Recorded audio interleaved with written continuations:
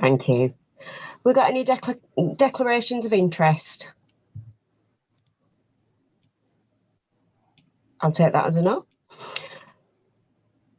And anything from the open forum from any members of the public? No questions received. Thank you. Right. The fourth item on the agenda is the Gardening for Health and Greenfield Allotments project. We're going to receive a presentation from Dr. Hannah Jarvis about a proposal for the work with the Manchester Metropolitan University. Can I hand over to you, Hannah? Yes, sure. Thank you very much. And firstly, thank you all of you for inviting me to come and present to you today. I hope you can all hear me okay, just to check that before I carry on. Good.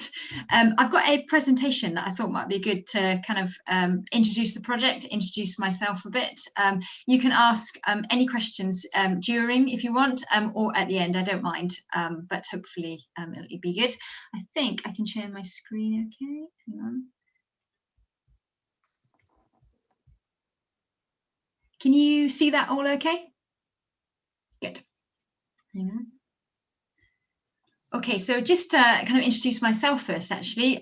So as I said, I'm Dr. Hannah Jarvis from Manchester Metropolitan University, and I'm a lecturer in research methods, but I also lead a research programme into understanding how a stroke can affect young adults, particularly of working age adults, so 18 to 65 years, and a specific focus on how we can improve rehabilitation for those individuals who've had a stroke. And my particular interest is in young people. Particularly, we often focus on children or older adults, but people of working age are of a particular interest for that. And designing rehabilitation that is of interest and has that kind of real world application is really, really important in research, but also a key driver for my research.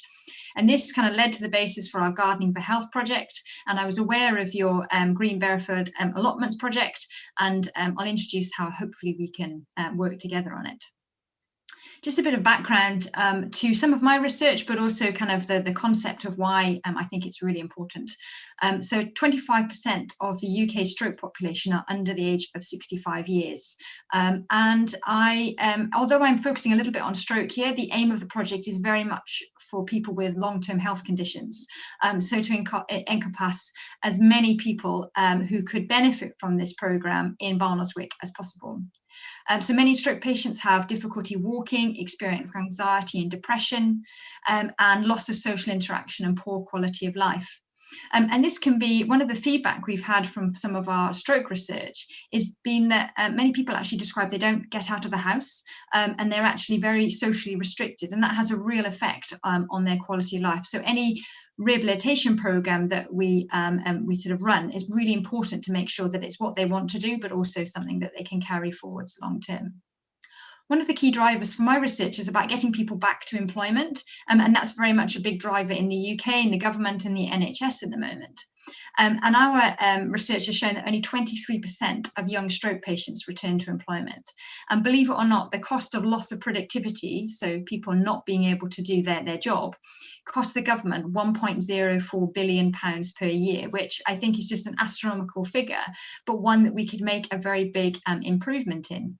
We think about the Barnoldswick area, and I've done a bit of research into it, and there's a higher percentage of people seeking incapacity benefits than there are in the kind of the rest of England. We've also seen an increase in young stroke in the northwest of England as well. So this research is very timely, but also very important. One thing we do need is better evidence-based research to inform rehabilitation, but it's got to be cost effective and also what patients want to do and need. So this picture here actually is from one of our research projects ongoing at the moment, looking at the effect of outdoor walking for young stroke patients. It's in partnership with the Brecon Beacons National Park. I know the accent doesn't give it away, but originally I was born in the Brecon Beacons and lived there for most of my childhood.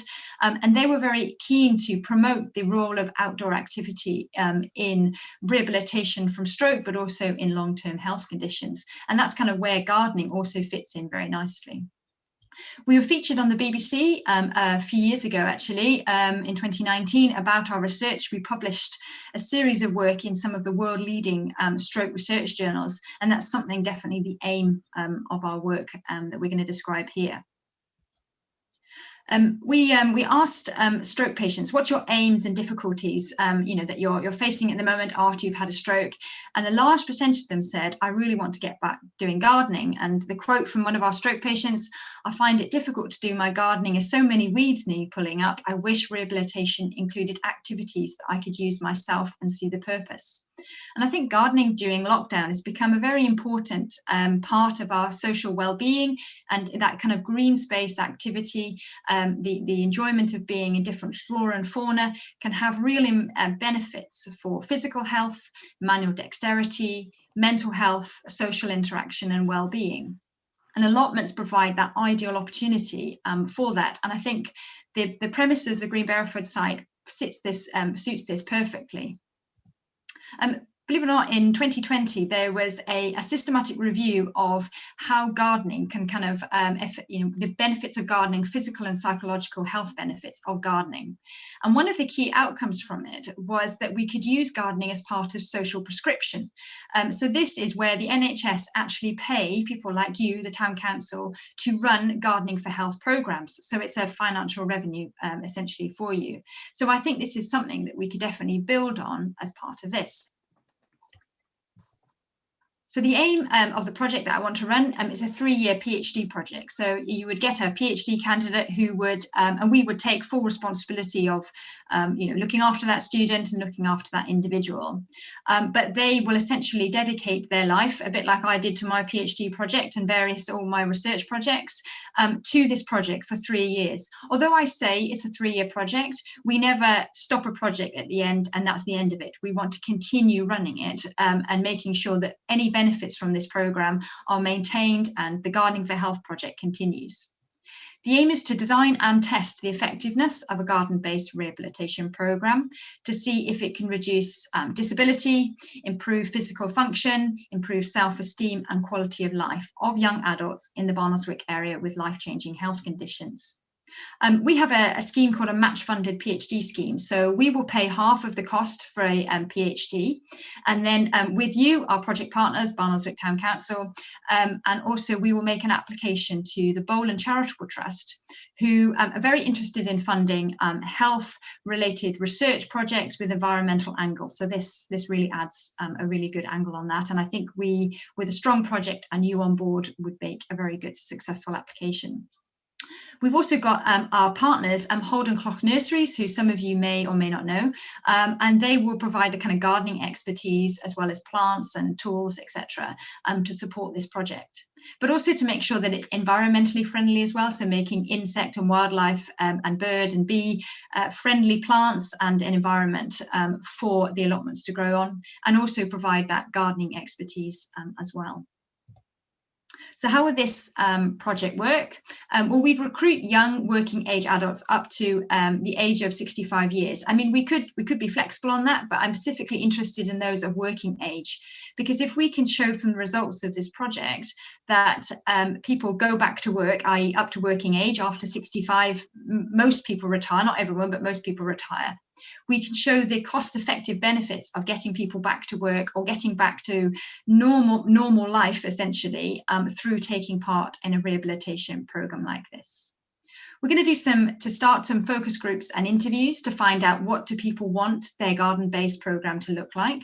For example, do we need to make paths wide enough for people with physical impairments, wheelchairs? What type of program could they adhere to? What type of gardening could they adhere to? For example, in stroke, many people have an upper limb that's severely affected. So therefore, how can we mould any garden-based rehab program to make sure they can take part and benefit from it? And then we will run the actual gardening-based rehabilitation program and test whether it improves physical and psychological health and quality of life.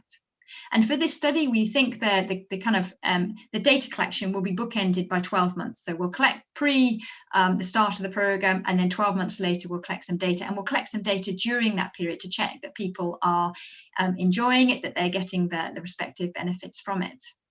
But it's not just a 12-month project. I want to make sure that we will secure further funding. There'll be funding within this project to make sure that we maintain the Garden for Health project so that it continues working within the Green Barrowford site.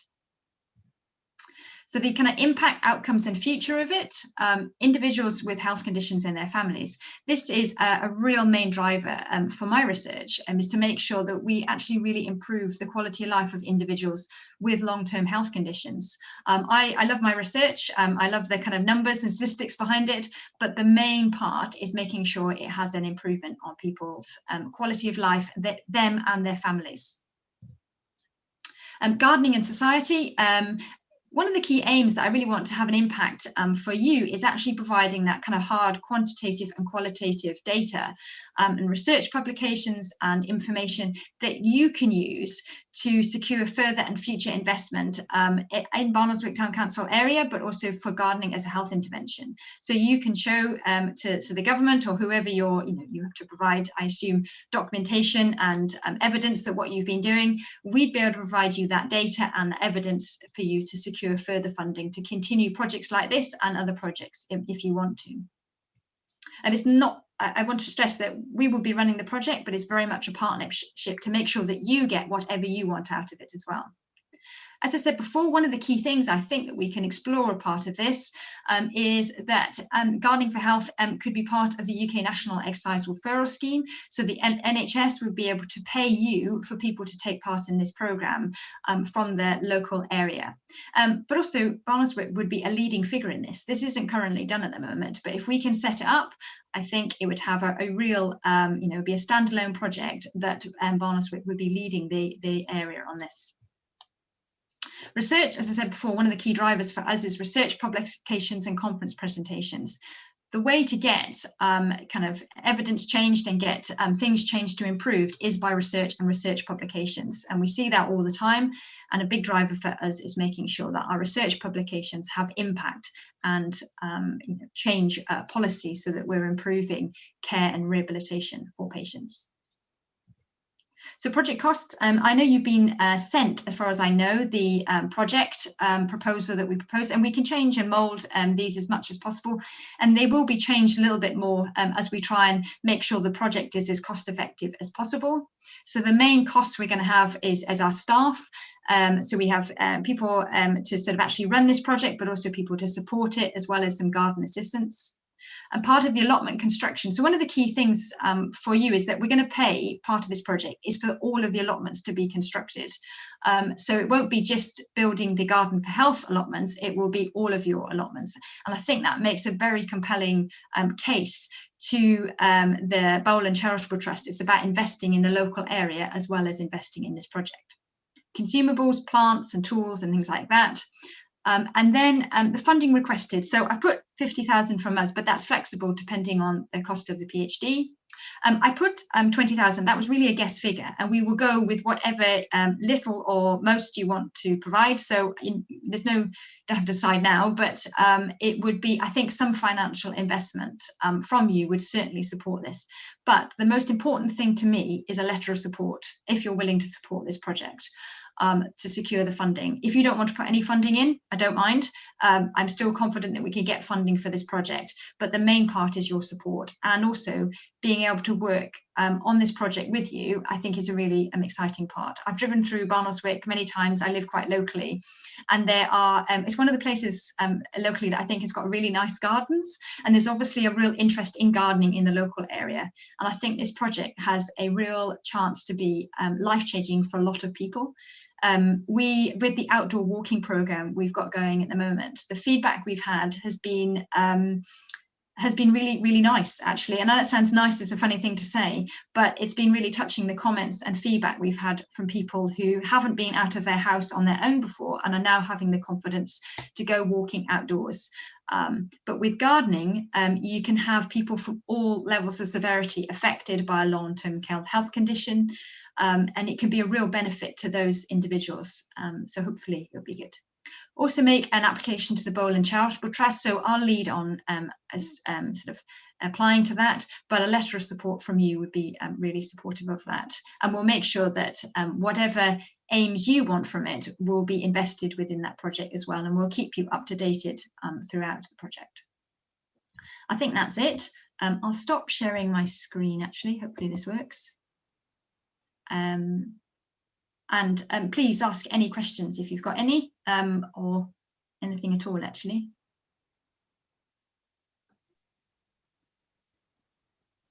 Hannah, can I come in then? It doesn't look like there's many people wanting to comment on this.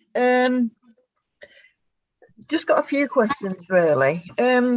Regarding the finance, you were going to approach the Bowland, was it Bowland Trust, I think? Yeah, Bowland Charitable Trust, yes. Trust, yeah. If they don't come through with the money, what would happen then? Because it's quite a substantial amount, isn't it? 65. Yeah, we would. We've got some other funders that we can apply to. They are the most kind of logical one that we would like to apply to. But there are other funding opportunities that we've come up with. So we hope that one, and I think we've got a very good chance with that. It's got they fund a lot of locally based projects, and I think it suits, looking in their remit of the project. I do my homework on it. It suits what they're interested in. It's their interest in environmental and health and research projects. And local investment in the area. But if we're not successful with that, we will apply to other funders as well. I really want this project to work, so we cover multiple bases to make sure that we get that funding for it. Okay, yeah, I mean, theoretically, it looks quite a good proposal. Something I was concerned about is the fact that we have a long waiting list of people for allotments currently. Yes. I think Joe told me everywhere, there's 146 for a 2-year period. And my worry was that I think, is it 5 allotment plots you're wanting? Is that right? It can be flexible, actually. Okay. So we haven't. So I don't really. I think we would, depending on. We wanted 30 people. I think to be part of this project, but it wouldn't necessarily that those 30 people have to come at once. So we would be able to mould the number of allotment plots that you've got available to sort of support the number of people taking part. So it might be that they come to take part 3 days a week, but actually they're rotating on that basis. I would say, I can't remember how big each allotment site was. 80 square meters a plot. There we are. So I think that can be very much debated upon what suits you best to make sure that you're getting that revenue from it.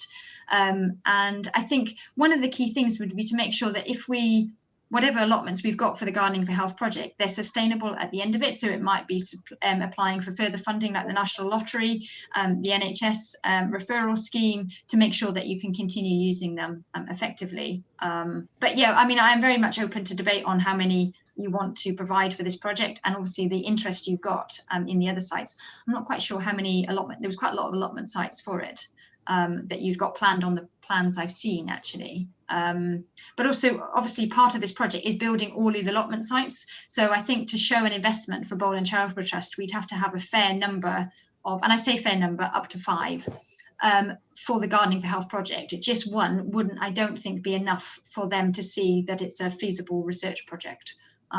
But between 3 and 5. Okay, so a ballpark figure's probably around about 5 then, by the sounds of it. I don't know how many allotment sites. I can't remember how many allotment sites were you thinking overall, like because you've got two split sites, isn't it? Or there's separated by a road, not a road, but like a big path. If I remember that rightly. So we could have a small section of that. But I put the costing in for the allotments to be built according to your original specification. So if you wanted to change that, if we get the funding, we can mould it accordingly as to how you want to design them as best possible. Okay, I think Councillor Tom Whip was looking at maybe rejigging the original plan to try and squeeze some more in. Is that right? Is this a good point for me to come in? Yeah. I do have my hand up on Teams, but sorry, Tom, I didn't say so. Yeah. So, I mean, first of all, I wanted to come in earlier, but didn't want to interrupt you. The pronunciation of the site is... is it my poor pronunciation? I do apologise, Burfield. I'm so sorry. Councillor David Witt put it in the chat. Sorry, I didn't see the chat. I do apologise. Not to detract from what you're saying. Yeah. I mean, as the chairman of the allotments committee, speaking in that role, I mean, the perimeter of the site could be extended to increase the capacity of the amount of plots potentially. So, I mean, we can accommodate larger square meterage if you guys required it. I mean, as well as that, you know, you were saying to the original spec that we did, would, you know, your funding partners want to see maybe to a higher spec? So, you know, a more comfortable car park, disabled sized parking bays, potentially, wider tracks, etc. Maybe, you know, palisade fencing, not exactly, you know, something of that nature to protect, you know, the site more than a normal allotment plot would have. I mean, potentially that's a greater cost for you guys, but I mean, I think we could be for the initial funding application. I think we can keep it quite. Sometimes it's easier to be less prescriptive when you're going to a specific funder about what you want to do. We obviously need to make sure that we cost in anything that you think is important. Maybe actually, if we, because I need to revise the application so that it's suitable for Bowland Charitable Trust. Anyways, we need. Maybe we can actually discuss in a further meeting about how you want to shape the Green Bareford site to suit you guys, but also for how you want to include like a car parking. I know my pronunciation, I'm so sorry. It's sort of, I think it's my Welsh roots. I very apologise. Green Bareford. Green Bareford. I know, I'm so sorry. But maybe we can now. I've actually lived, because of research, you get posted to different areas of the country, so I pick up different dialects, so I do apologise. But maybe we could discuss how you want to best shape it so that it suits what you want out of it as well as what we want out of it. I suppose disabled parking may be a good opportunity, and I know you've got quite, from I remember, quite safe walking paths, and I think that would be quite an important part to make sure that it's accessible. I think individuals who take part in this project are likely to be must be able to walk, because wheelchairs, or you can have off-road wheelchairs, but it makes it a bit more difficult. But yeah, maybe we can, if you discuss what you want with the plan. I think for the application, it would be good to submit the allotment plan in it so they can see that's quite a sizable cost of our grant, how much you want to, you know, the design of it to showcase what we want to include. The plans have gone on a bit since you've seen them. Oh, okay. I'm getting a bit of an echo from someone. Is it Mike? Yeah, I mean, the details aren't too important, but yeah, I'll let David come in now. Maybe we could share that. You could share them with me if you'd like to, or as much as you can, and I can Yeah. mold them to whatever you require, and you mold them to whatever you require, and we'll meet in the middle. That's fine. Thank you. Yeah. I don't know whether Jane had finished, so if Jane wants, if you've got further questions, but I'll just comment at this point. I know Joe in the office and Tom got some estimates for the design that Tom and Joe had drawn up. And I think there was a collective sharp intake of breath when we saw the prices that came back. And we thought, well, that's well beyond what we can achieve. And so Councillor Jane Mills had referred to Tom doing some further work. Sorry, I'll call him Councillor Tom Witt, doing some further work, you know, to try Simplify. and cost engineer it down to a reasonable level and come up with a different layout. And I mean, I think just to come back to something that Jane was saying, to my mind, it's important that we get additionality.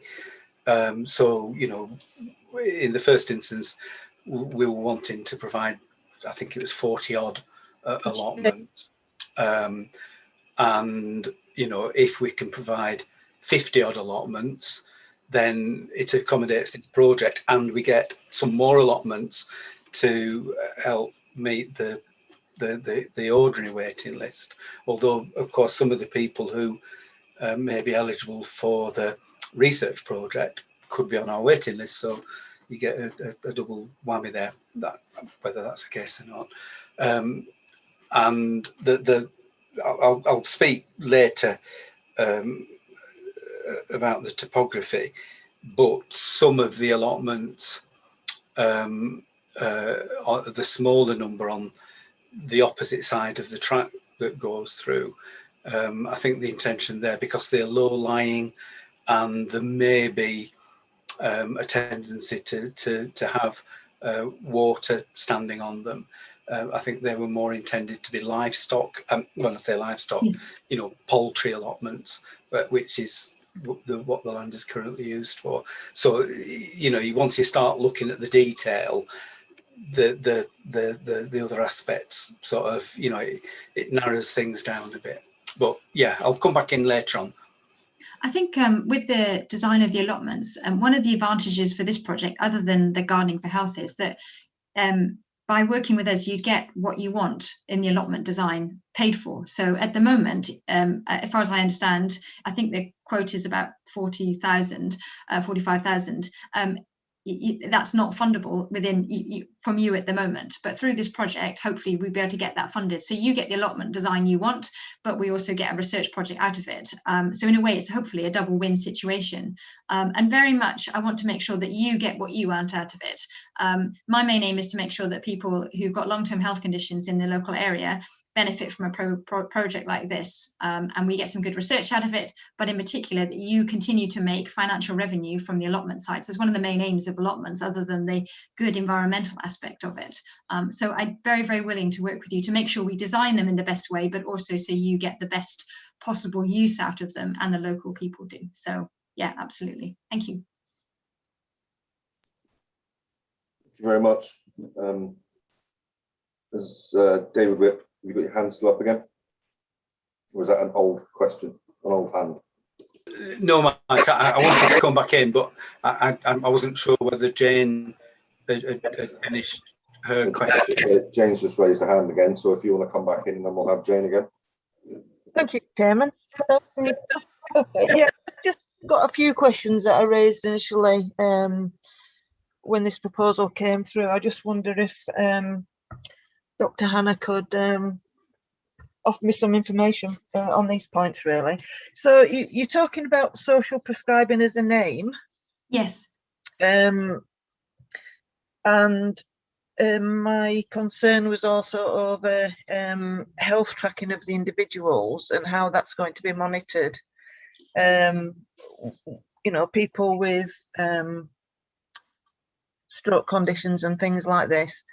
I would imagine you have to be very careful with regarding physicality type things. And so basically, my question is, what happens if they don't social prescribe? Will there still be some tracking, and will there still be some funding coming through for the prescribing, if you follow what I'm trying to say there?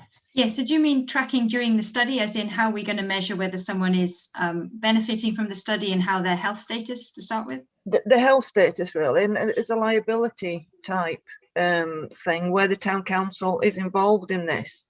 What kind of liabilities fall on town council with people's health, things like that?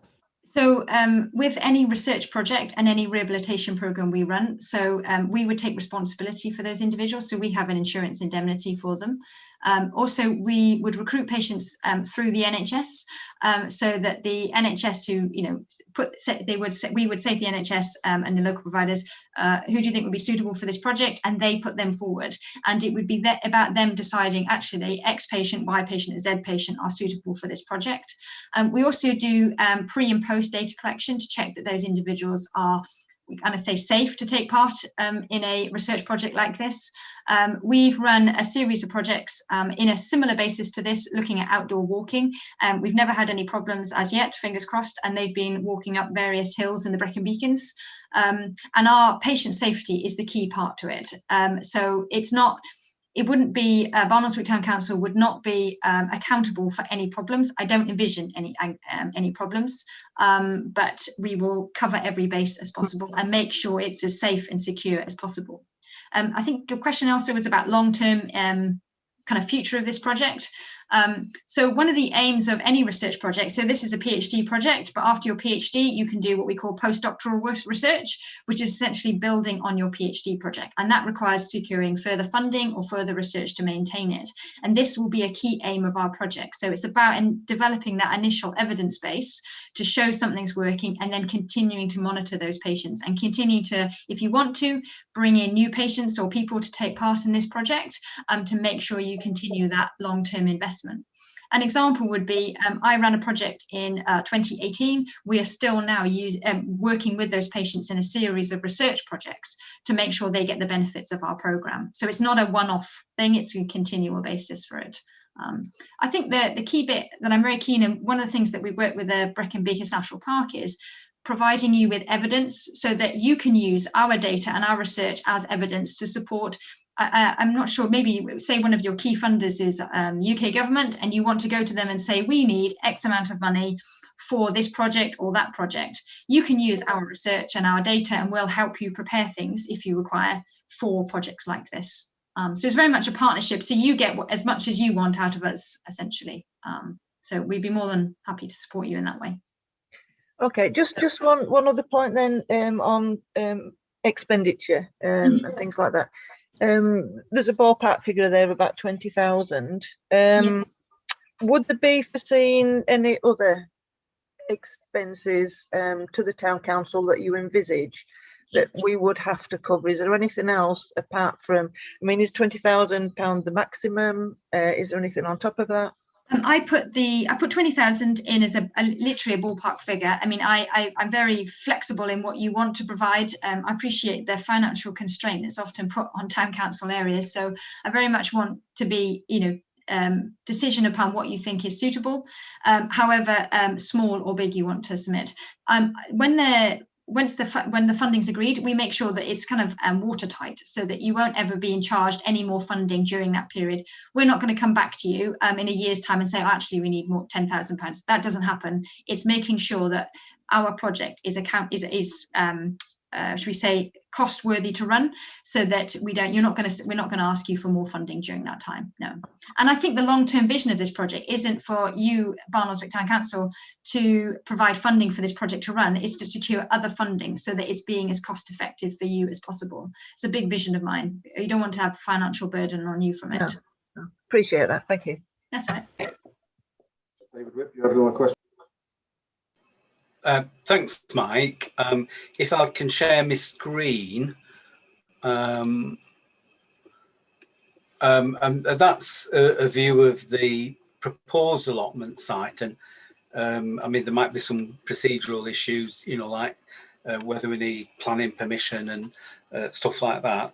So, it's not a done deal in that respect. But I think Hannah's seen the proposal on a flat piece of paper. This is a drumlin, and it's the south-facing slope of a drumlin. This picture is from the east, late in the afternoon,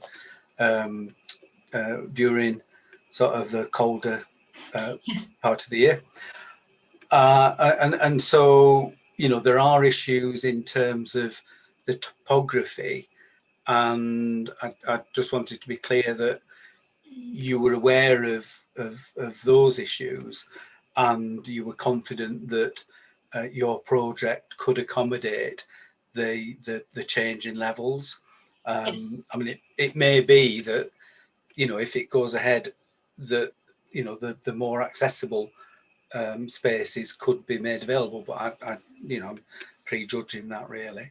You said yes in amongst there, so we'll take that as no, definitely. I think any project has to be safe, but also amenable to what facilities you have. So for example, with our outdoor walking project, we've been able to classify patients whether they're suitable to take part or not. So we ran what we call a feasibility study to check essentially what's your walking ability got to be like in order to take part in our project. So we were able to develop almost a cutoff that we published from, actually, as to patients have to walk above that speed to be able to take part in our project. So we'd be able to do a similar basis for determining whether people are suitable suitable for this project as well. Actually, I think accessibility is obviously a key aim of it, but we can certainly mould that according to what you want and what what you think the main population of people that will want to take part in our project, but also be part of allotment. So yes, definitely.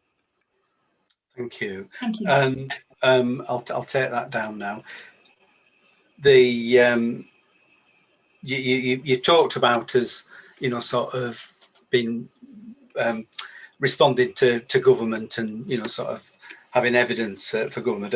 I mean, our only accountability as a town council is to our residents. So we don't get any government funding normally. Okay. There might be the odd grant that we're able to access, but it may well be because of the waiting list that we want to extend allotments in the future. Just putting another hat on, I'm a member of the local Bloom group, Barnoldswick in Bloom, and other members of the town council are as well. And certainly the Bloom group would be very interested indeed in perhaps not working alongside, but having some involvement with any project that comes out of it. Procurement. I mean, the town council is bound by its own internal financial regulations, but we have to be prudent with people's money and be transparent. In terms of the other funding that you get, are we going to end up with a bit of a hodgepodge of different requirements, or which organisation would lead on the sort of capital costs, for instance? I mean, which is the big ticket item as far as the town council is concerned. So we, I mean, that can be negotiated. Usually, any research project we take, so we hold the funds for the research project. So, for example, when we get if we secure funding from Boland Charitable Trust, we would be the holder of that, and then we would pay for any allotment construction, etc. So we would take charge of that part. We're used to holding very large research grants, so that wouldn't be a problem. We've got very strict processes in how we choose people to do certain things, and well, not choose, we put it out to tender. So no, we would take responsibility for the funding part of that. I mean, for example, if you wanted part of the project, if you wanted to take control of the funding for the allotment construction, then we could provide that funding to you. But usually it would be us that organise that part for you, if that would reduce the financial stress on you as a town council. But it's negotiable on whatever systems you have in place and suits you best.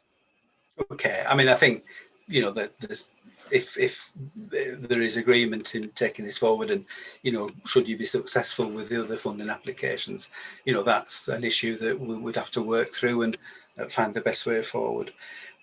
Just, I mean, 3 further things from me. Is it likely that there would be any ancillary infrastructure requirements? I mean, I'm thinking of toileting. We don't have any toilets on that site. We do operate some public toilets, and we have disabled toilets close by at Victory Park. So, they are available, but it isn't, it's, I don't know how many 100 metres away, but it's for me, it's between a 5 and 10 minute walk. So that it's not really accessible. I don't envision that you'd want to. I assume you're not planning to build a toilet block. So I don't envision that we would need to do that, and we haven't done that as for our outdoor walking programme, for example. So no, I don't think that's a problem. One thing, going back to your previous point before this one, is about any research projects that we set up. We always have a contract, so that we set out certain terms of the agreement for various parts of a contract. So you'd be able to be part of that in a view to make sure that it's amenable to what you do. It's not, we don't just get the money and run off with it and to do what we want. It's very much a contract to make sure that it's as fair and equitable as possible, to make sure that it's suitable for you. Okay, I would just, going back to the toileting, I was wondering whether you were going to suggest having a composting toilet, which Yeah, we can. I mean, that would be quite a good point, actually. It'd be quite a, if you want to. And then we'd have to worry about COVID-19 and making sure it's infection prevention and all that. But no. Oh, hey, we're experts in wastewater surveillance of COVID-19. We took part as a town council. We took part in a JVC, not JVC. Tom, help me out here. The government's JBI, is it? Oh, I know it. Yeah. Yeah. Anyway, yeah. We were doing wastewater sampling at Victory Park. Well, it was the pilot for the upstream wastewater sampling, which, you know, first in the country, maybe shared with Exeter, I think it was. Yeah. So joint Biosecurity Centre, was it? Yes, that's it. Yeah. Yeah. Joint Biosecurity Centre. Yeah. JVC. I suppose if you want to include toilets, then we could build that into the project. And in all seriousness, actually, why not shape it how best you want to design it, rather than going back later? Look, I'm sorry, we're setting a hair running there, which wouldn't necessarily be the case. But just to say that we have got the sewage works on our doorstep down there, and beyond the sewage works, we have Dr. Lou, who is one of the foremost providers of public portable public conveniences. So if between our eco-credential composting loos, the sewage works and Dr. Lou, we can't come up with a solution. I'm not sure there's a problem, but you know, I don't know what. With two further questions, really. You mentioned the hope that you would have for a project to continue beyond the PhD work. How would you envisage management of any such legacy project to be shaped? You know, what sort of vehicle would take that forward? I think it would depend a bit on how we design the garden-based program. So one of the aims of the Gardening for Health program is to have a garden assistant who's kind of running and supplying that rehabilitation program as part of it. So any future investment, I would envision, is one of the key things, is not just paying for the program, but also paying for someone to kind of coordinate that. And I know you mentioned about the local bloom. We have Whalley and Bloom here, actually. So and it would be about maybe working with partners like you. I know Holden Cloth are very keen to be part of that as well and providing expertise. Long-term legacy is about securing further funding, actually. So we'd have a project for we'd have funding for the project for 3 years to set it up. And during that time, the evidence that we'd gain from this project would be about securing further funding. There's various small charitable trusts that we can apply for further funding. The project's actually, other than building the allotments, is actually quite a low-cost project to run. It's not, you're not having to provide people with, you know, gym access or anything that's really expensive like that. So I think long-term investment will actually be quite manageable easily. I don't want it to be a financial burden on Barnoldswick Town Council to be able to provide that. It's about working with you to get that data and that evidence so that we can continue funding it and providing it. And one of the things I think I mentioned earlier is about long-term research project, is about actually the long-term benefits of a gardening-based rehabilitation program. So although initial for this project and the way a PhD project, we're quite constrained by what we can do in a PhD just because of a 3-year project. And it will be bookended by the 12-month program. One thing we want to know is the long-term health benefits from it. So one of the projects we've been looking at is quality of life over a long term, so like 3-4 years, to continue monitoring patients, how they respond to being in the outdoor environment. So that's a full aim of mine. I don't want to I don't want to end this project. I want to continue funding research. I spend most of my life applying for research grants because I want to see a change in rehabilitation. So I think this is something that's a long-term vision for it. I think it's the benefit, the feedback we've had from the outdoor walking program has been very touching, actually, and has really made us all think this is something that we need to be working towards. So I think this has the benefit of the chance to be very similar. Thank you. And finally from me, timing.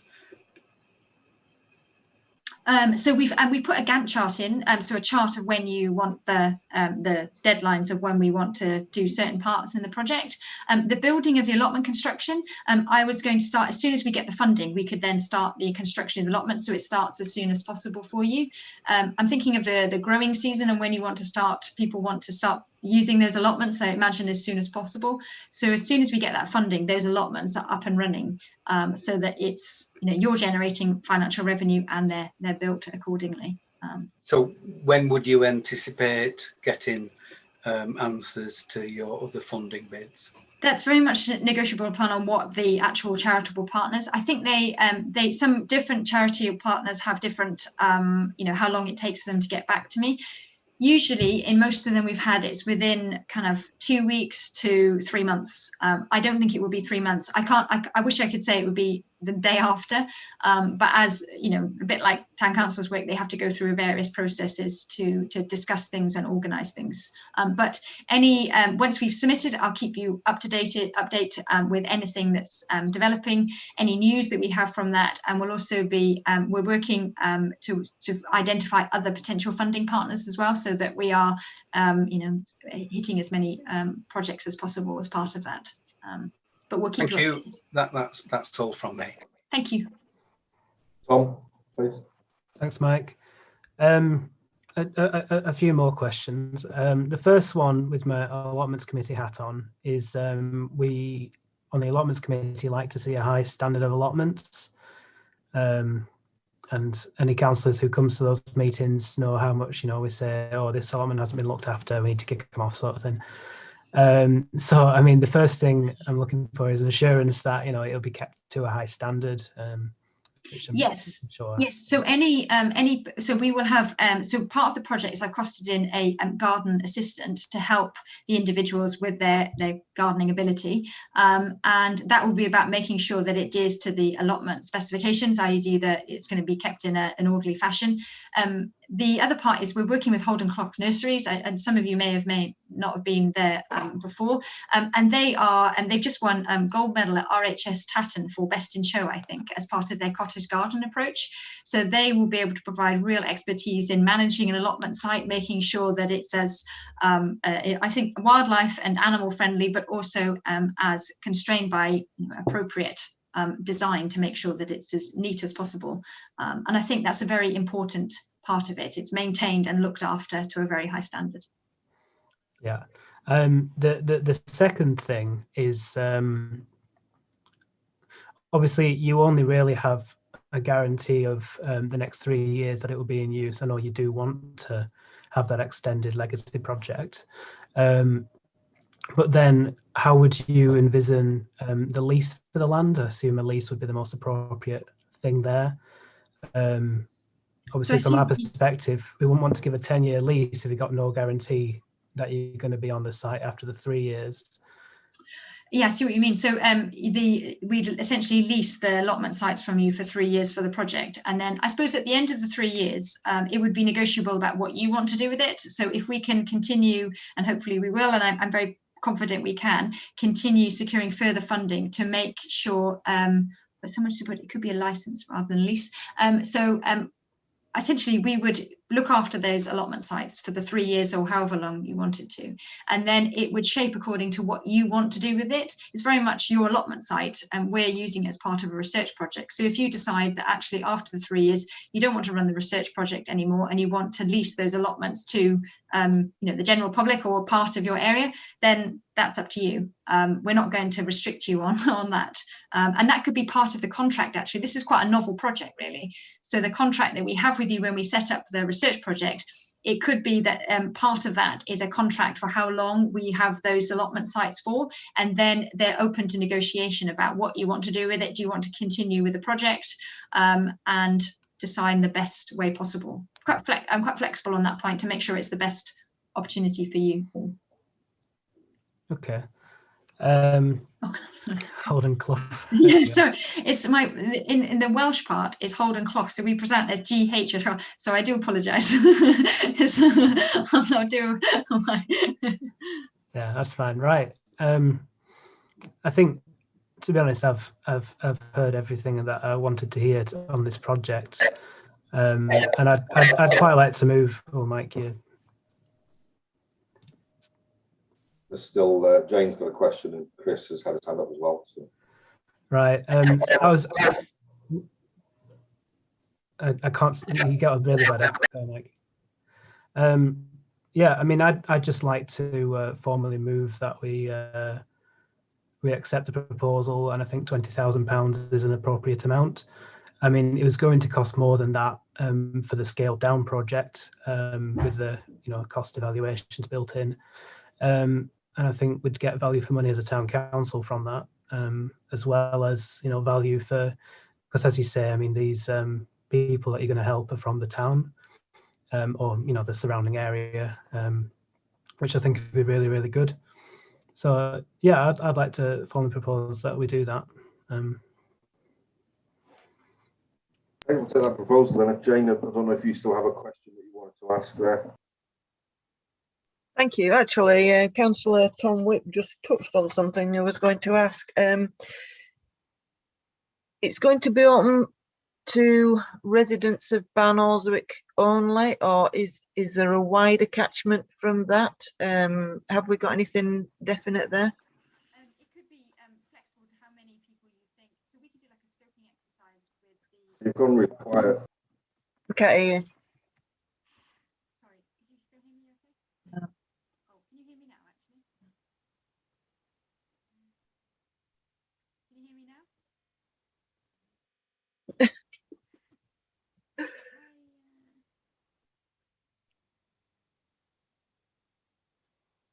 Any chance now? Very, very quiet. With the technical problems we're having with Dr. Jarvis there, I think we can get the response later on. But if everyone's happy, we'll take Tom's movement there, and we've got a second. I think Chris, you seconded, didn't you? All in favour?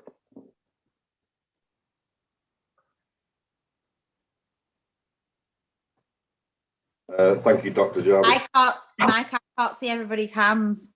Unanimous, Joe. Thank you.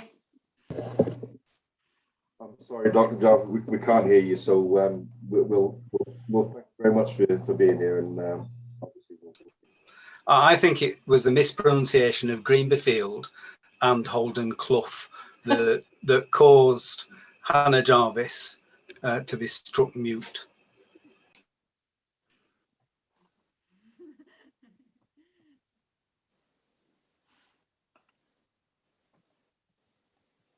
So we shall move on then.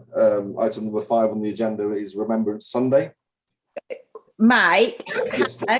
Hannah, do you want to contact me tomorrow? Yeah. Thank you. Okay. Hannah's going to contact you tomorrow, Joe. Thank you. I'm having to turn my camera off for some reason. My battery's dropping and I can't get it back up. No comment. And it won't let me dial in. No comment. So item number 5 is Remembrance Sunday, to discuss and receive an update from the working group. I think is this you, Callum? Yeah, that's me and Joe, really. So we had a meeting last week. I think it was last week. There was myself, Joe, Sheena McMahon from Holy Trinity Church, David Leach from the brass band, and the chairman of Barnoldswick District Branch, Adrian Lilly. So we spoke out about what the plans were, the road closure that's going in, which Joe's already submitted. And basically we just touched base on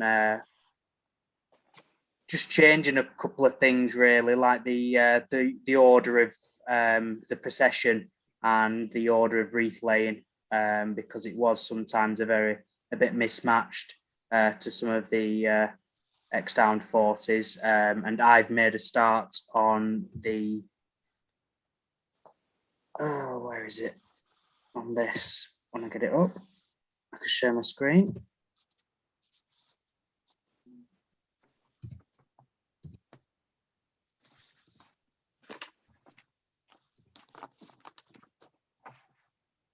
on that. So that's the start of it for now. I'm waiting for everything else from David and Sheena on what hymns is going to be, what music there's going to be, and then we can fill out the rest of the order of service.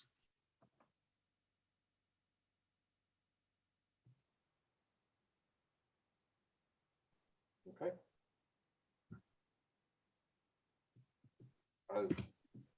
Anybody got anything else to say on that? I don't see any hands raised or anything. Tom? Yeah, there is a tradition for the chairman of the town council to speak in the first part of the ceremony. I noticed that's not in the order of events. Just wondering if Callum could confirm whether that's no longer happening or. To be honest, I haven't been asked. But quite happy to hold something together, I suppose. Something short and sweet, like hello, thank you, see you later.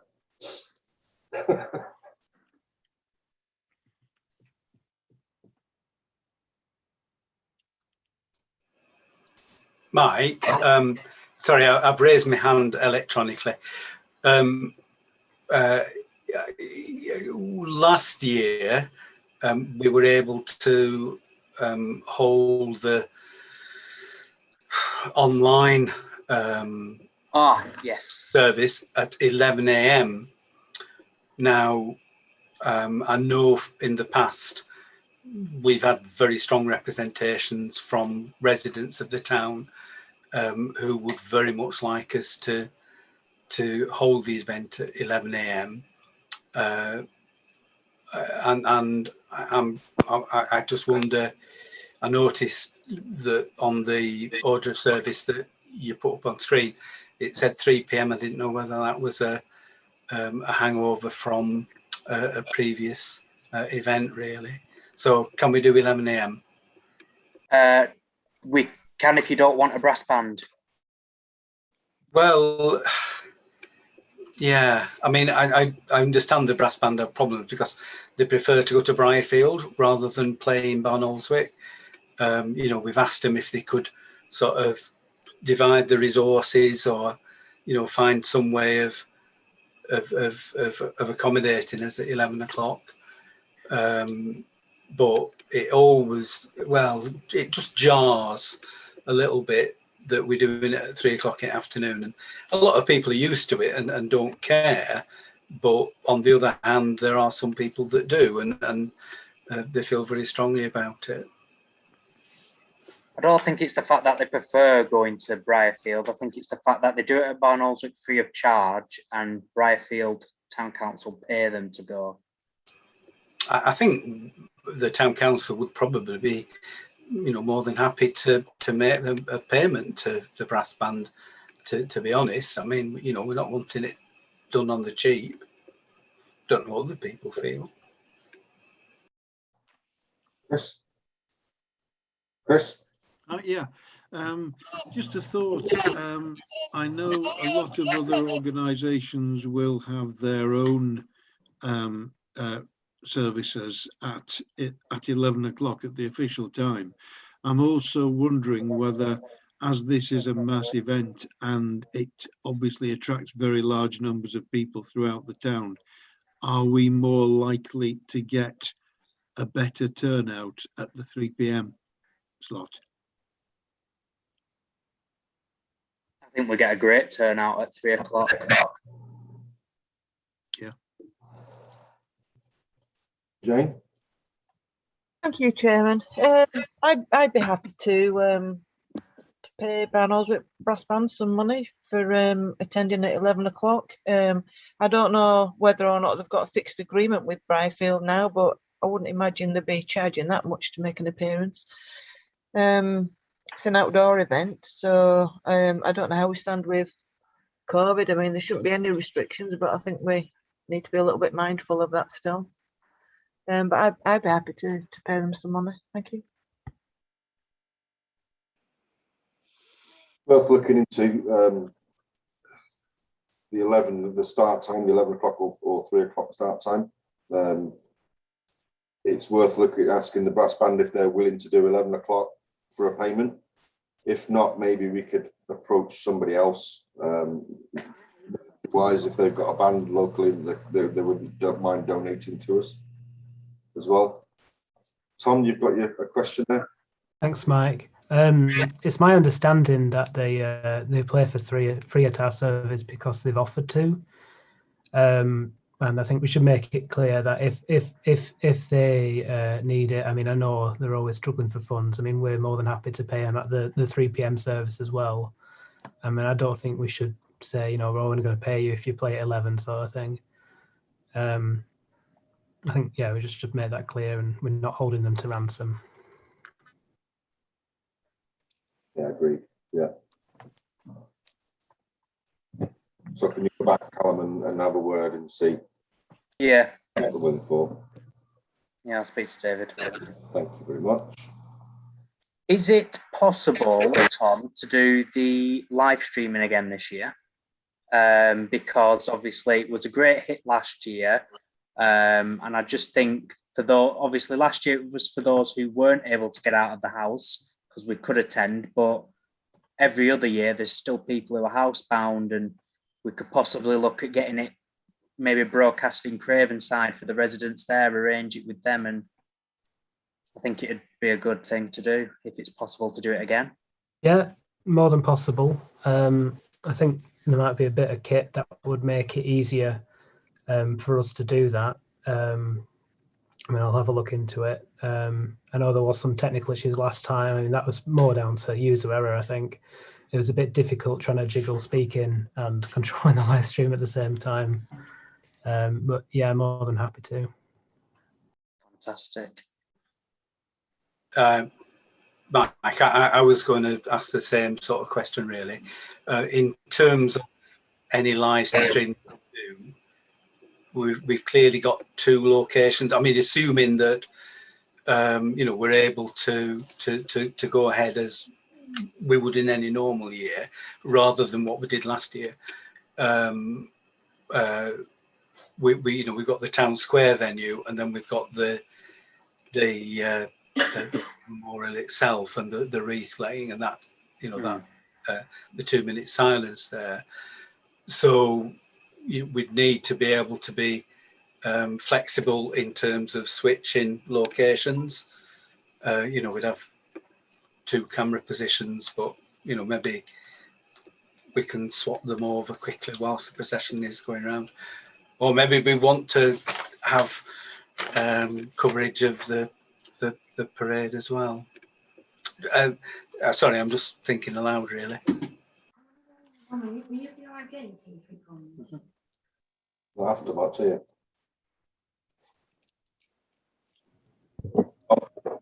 Yeah, if we're live streaming from the square, I mean, it brings us back to something we've discussed before, which is having public Wi-Fi in the square and a private internet connection through one of the cabinets, potentially. I mean, that would help us enable that. I think we've got some sort of resolution. Maybe it was at the area committee. Can't remember. I thought that was already happening. I saw. Yeah, it's mentioned that we were having the public Wi-Fi in the square. I think it's just. I think I was waiting on Callum to send some specs over. I understand if it's busy.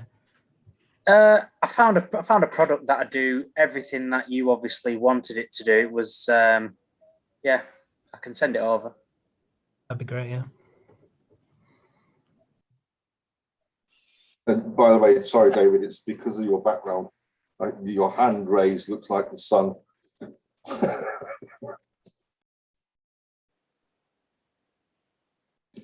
there any more on this, or shall we move on?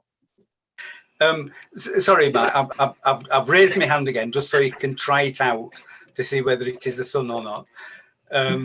But do I take it then that the techies believe that, you know, we can, you know, we can do a decent online coverage of the whole event, and you know, that if we need some wherewithal, do we need to sort of have a resolution to sort of do that? I mean, we need a better dongle for a start. I mean, one of the issues last year was the bandwidth that we had to play with. I mean, we might well be enabled with fibre to the premises, which is, you know, would give us 1 gigabit availability at the Civic Hall, but that's at the Civic Hall rather than at the War Memorial or around on the town square.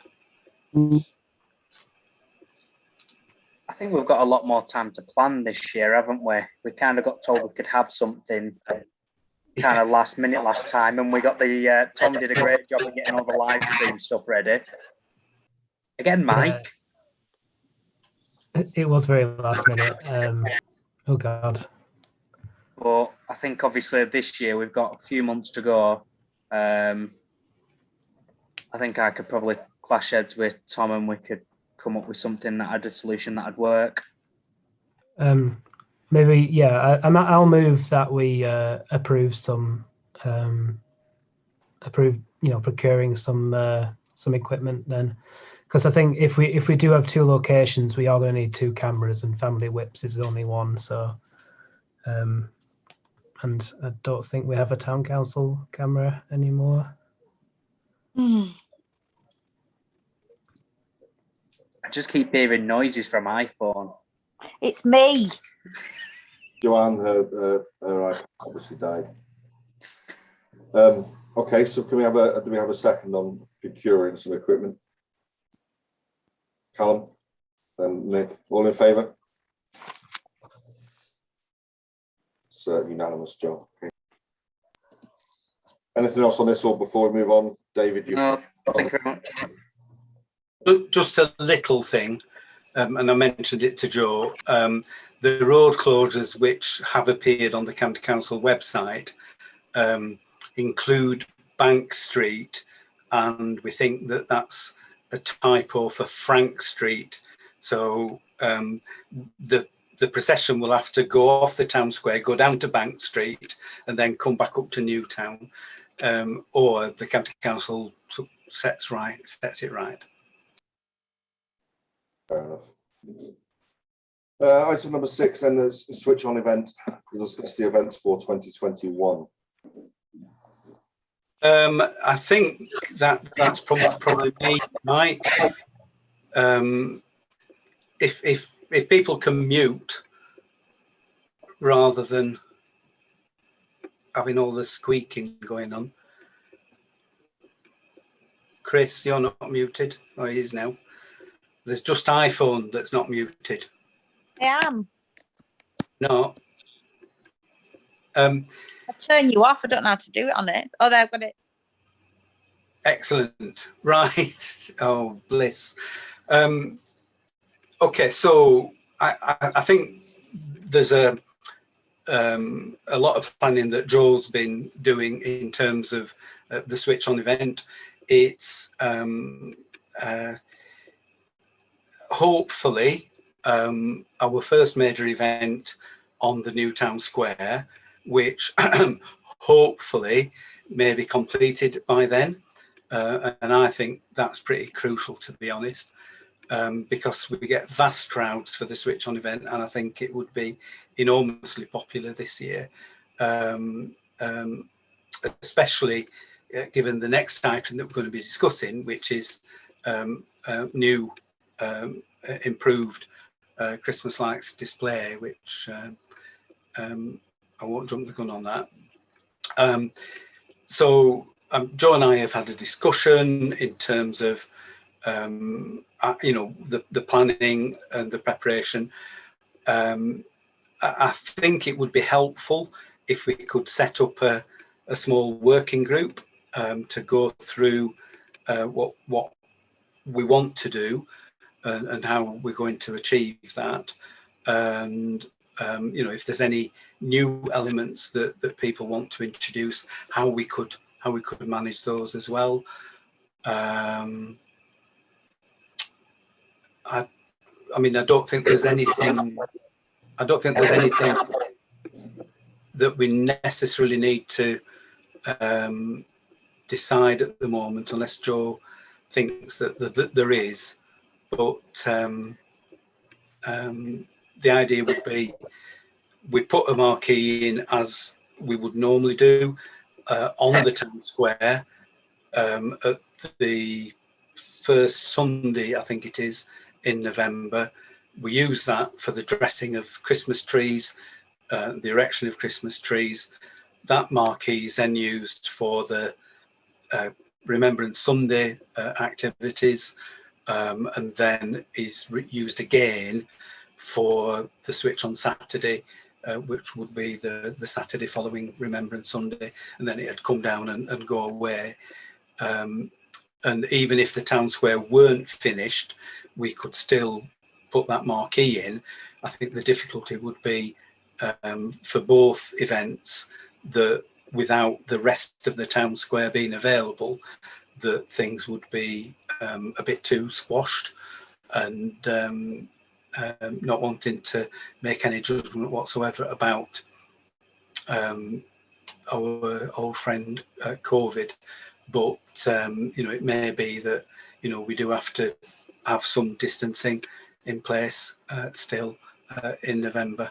So, you know, there's an imperative to see a conclusion for the paving works, and you know, that would really be a launch event for the town square. Right, quickly, I know, again, jumping the gun slightly to the next item on the agenda.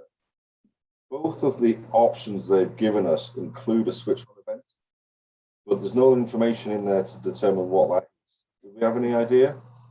Yeah, it's they provide a number of bodies, electricians, who, when we do the rolling switch on, they move in conjunction with the procession and switch the lights on, either individually in the case of the lighting columns, or in blocks in case, you know, of the shop front trees. So typically they might have you know, 4, 5, 6 people who come to that event and spend a couple of hours doing it. So what they're saying is that, you know, that is costed into their overall contract price. Well, it's not actually an event as such, it's more of they'll attend and switch everything on for us. Well, we won't have much of an event if they didn't. It was missed off the original quote that you got originally, so I asked him to add it in to make sure they did have someone on site, because the guy who did the quote didn't even know they attended. So, Tom? Thanks, Matt. Yeah, I mean the light, you know, the guys there, I mean, if they didn't attend the event, you know, they'd just flip them on as they were putting them up, and I think that's the crucial difference there. And in terms of the event, I mean, obviously the last time we had it, it was probably the biggest parade we've ever had. A lot of people, so much so that you could not fit everybody that was there onto the square, and it was overflowing onto Albert Road, Frank Street. So if the square isn't completed then, and we do get similar level of crowds, you know, there's a big risk there of people not being able to fit in the event, potential crushing, if I'm taking a very cynical view. And I think we do need some assurances that that section will be finished. I understand that last bit of the square logistically has to be the last bit to be done in the contracts. And, you know, I think we just need to liaise with Pendle, Lancashire and O'Callaghan's to make sure that that happens. Couldn't agree more. Has to be finished before we do anything really.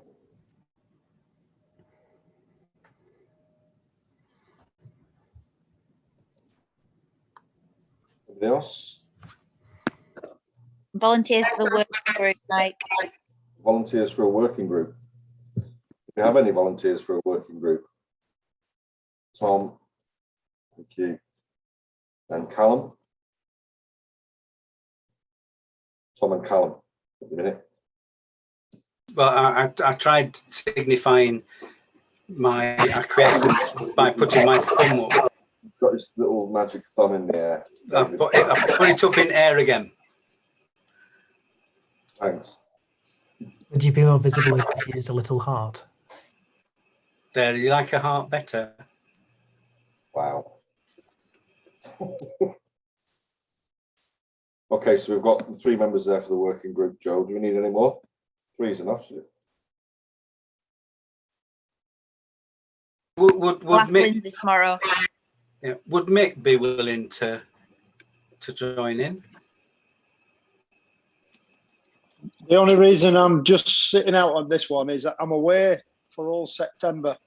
I'm undertaking a NILO course, and it's 3.5 weeks of study, and either side of it I have to do assignments. I just don't want to commit to something that I can't fulfill.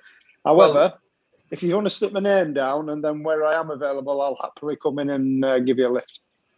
Well, I mean, I generally organise things 3 days before they happen, and Joe organises things 3 months before they happen. So you would very much be available for my sort of time scale. It's just you've got to cope with Joe. I think I'll manage that.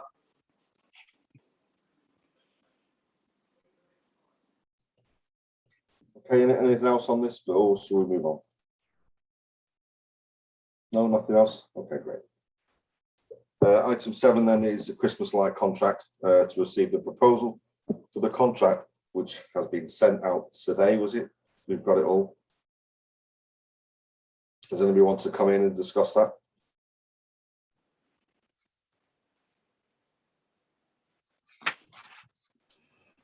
I think Joe should introduce this. So we've got an existing contract with Light, which is due to end. We initially had a conversation with them about the tree cones on the town square because they're at the end of their life. So the man who does all like the contracting work has come up with a solution for us, which means that the contract per annum will cost us no more, but we will get a massive refurb to all the tree column lighting.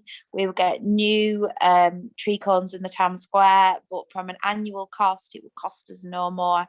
When we went out before for just actually, standalone quotes for the tree cones, they were almost 30,000 just for them.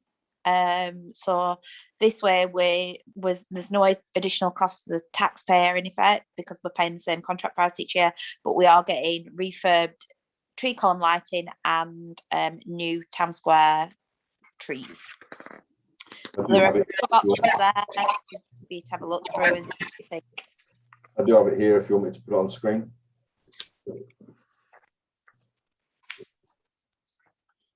I'll show it, shall I? Yeah, if you don't mind. I can't do anything now. Cool. So they've got, it's option 2.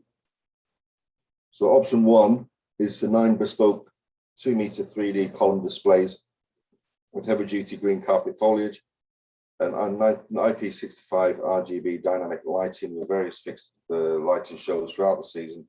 9 2-meter 3D column displays with heavy duty green carpet foliage and a static multicolour mini LEDs on rubber cables.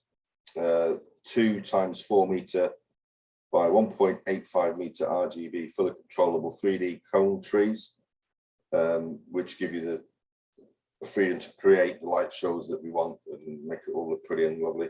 The church star, obviously the switch on event included, maintenance included, annual visit for tree maintenance, annual visit to festoon the lighting maintenance, and display of. And what they've done is they've mocked up what it would look like. So this is the Fernley Avenue trees. It does have an animation, but because of the laptop I've had to use tonight, I'm not allowed to view the animation on this. And that would be what the town square trees would look like, ish. And that one is £12,600 a year for 5 years. And then option 2 It's pretty much the same, except with the warm light instead of the multicolored. They're warm light rope displays, and the same with the cone trees. They are low voltage warm and cool white lights, and that's slightly less, just under £1,000 less, and it would look something like that on Fernley Avenue. And there is an example of the trees. That's pretty much it in a nutshell.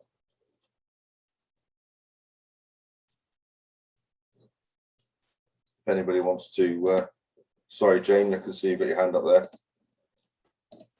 Yes, thank you. Thank you, Chair.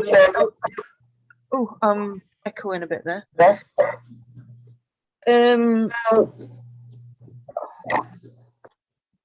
Seem to have a lot of echo going on at the moment. I was just going to come in before you did that. Actually, you put up with that presentation there. I wasn't aware that the actual tree columns were going to be refurbed ones. Are they our current lighting? They are, and they're going to refurb. So the tree columns are new.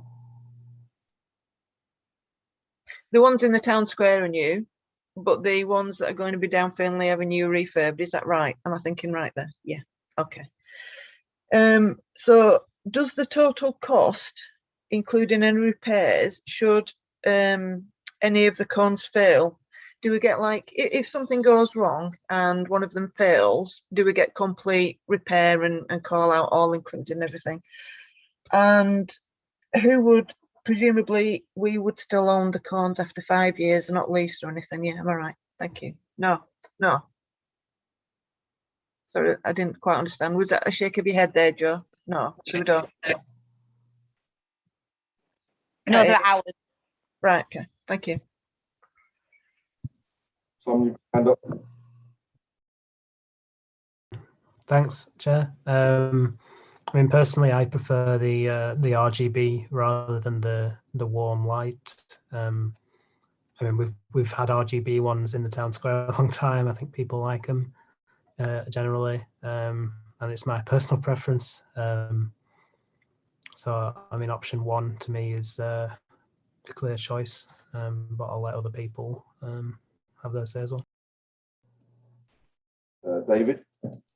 Well, I mean, just on that, I mean, what we've got with the cones on the town square at the moment is colour change LEDs. So they very subtly change colour. Each individual LED changes colour. The other aspect to this, because the contract covers the cones, the festoons down Newtown, the column decorations and the church star and the P lights in the real trees. But besides that, we've got 170 shop front decorations, which are all RGB. And, we, as a town council, organise that, and we own the festoons that go around those trees. Now, I mean, I reckon that when we set off, we allowed for 20% replacement every year, and it's perhaps not as much as that, but those festoons are between £25 and £30 a pop. So if we wanted to move away from the RGB basis of the scheme overall, we'd also need to be looking at getting a minimum of 170, probably a few more for spares, sets of lights at, say, £30 a piece, because the white ones are more expensive than the colour ones, or at least they used to be. So you're beginning to look at another lump of money just to throw all those lights away and replace them with other ones, which I'm not really keen on doing, just from a waste point of view. So I think the RGB looks best anyway. I think the controllable cones and the decorations on the lighting columns, in other words, you know, we can program them to have different colors or different lighting sequences. You know, I think that is cutting edge. It's what we wanted to get a couple of years ago, but we couldn't afford. And given that the existing cones are on the way out, and we did get them refurbished so that we could get a year or two out of them, but they did look a bit sad last year, and you know, probably getting another year out of them is pushing it. And besides that, you know, we're out of contract with Light, and they're, you know, clearly keen to keep our business, and are offering what I think is a very good deal. I think we should make sure that the maintenance of the trees, in the real trees on the town square and those on Fernley Avenue, is on the same basis as at present. In other words, if there's you know, a failure of any of the festoons, they get replaced as part of the contract, and we don't pay extra for any such work.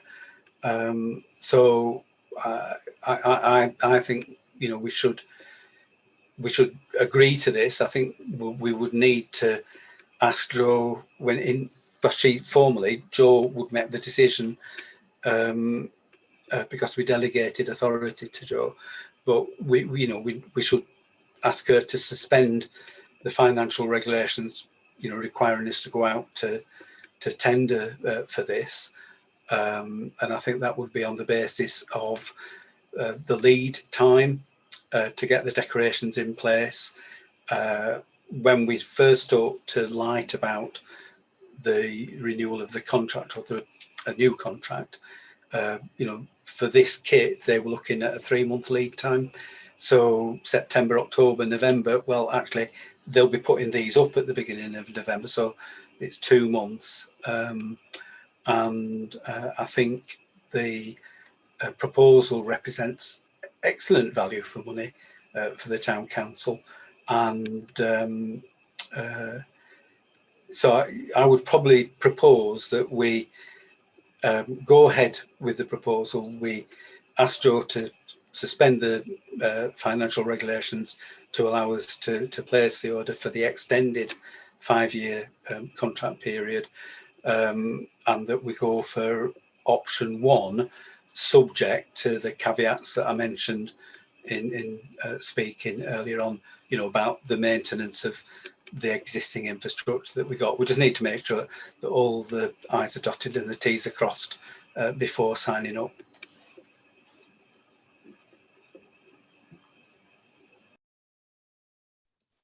Sorry, Mick, you put your hand up. Yeah, just basically just echoing what David said there. I was just getting concerned about lead times, particularly that it's nearly September.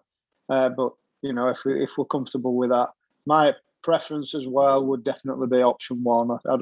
I see there's no sense or mileage in changing if we've got existing RGBs down Newtown and stuff and buying new bulbs. It's just a waste of expenditure for me. I mean, and the saving from one contract to the other is something and nothing. We'd probably waste that buying spares, wouldn't we, for the new ones? So no, for me, I'm happy to support that.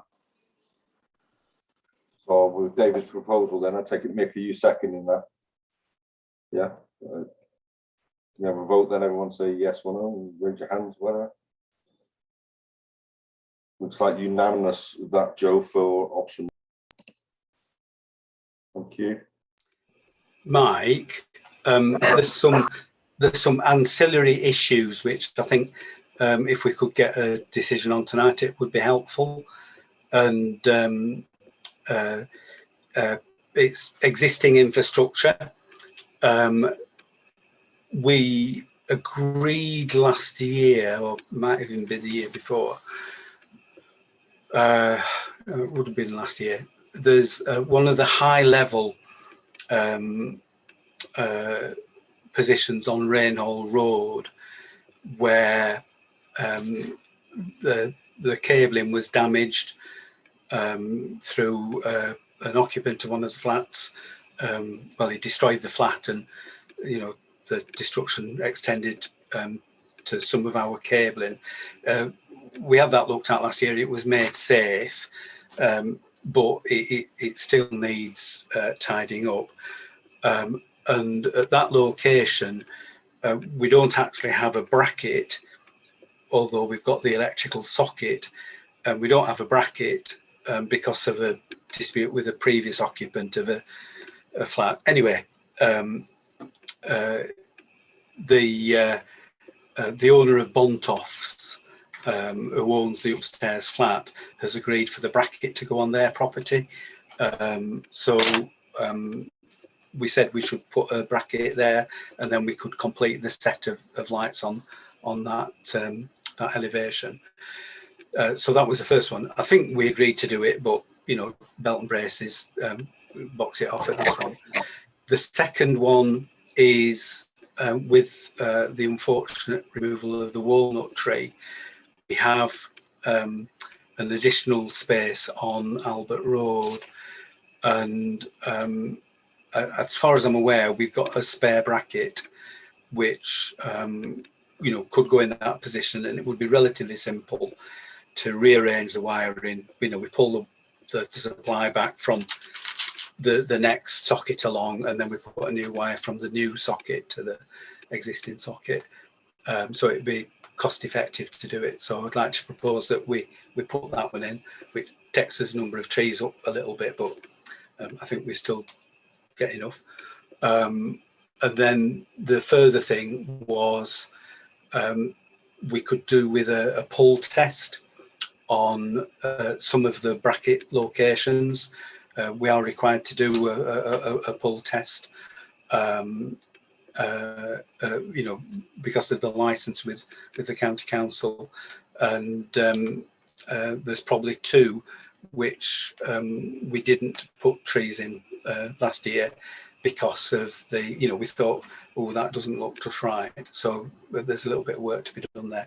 So I'd like to propose that the additional bracket on Albert Road and the maintenance and fixing of a bracket on Rainhall Road be approved, so that Joe could get the contractors to do it before they get busy.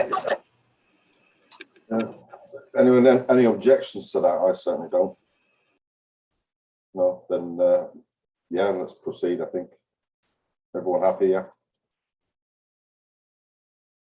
That's to do, Joe. Cool. All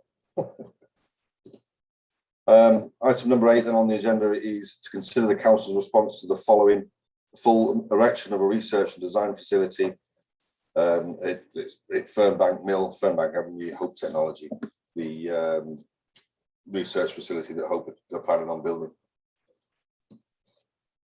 Anybody like to come in to have a chat about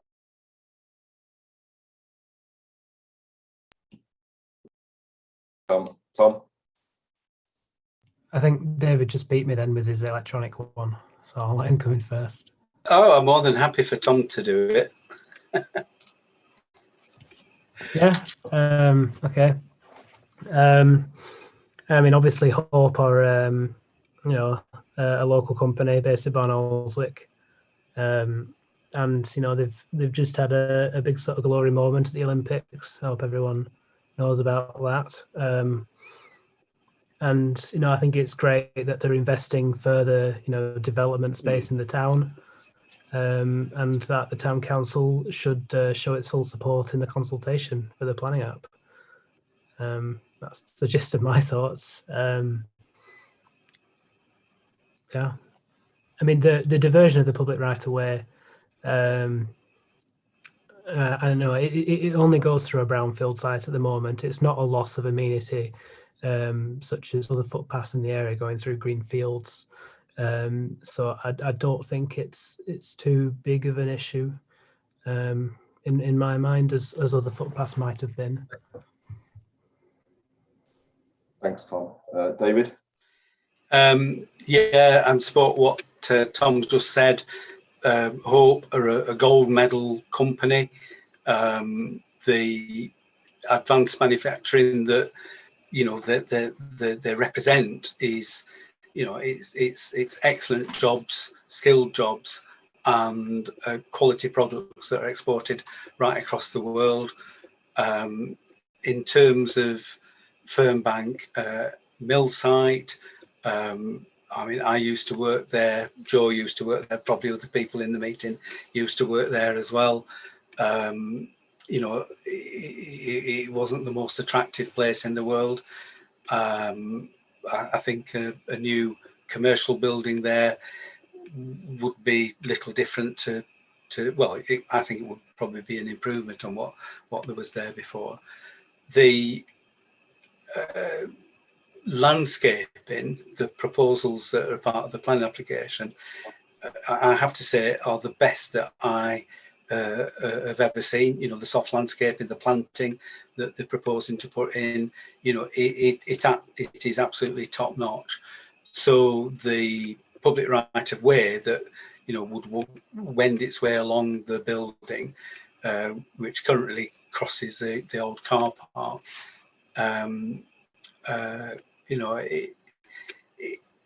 it would be a delight to the eye. So no problem from that point of view.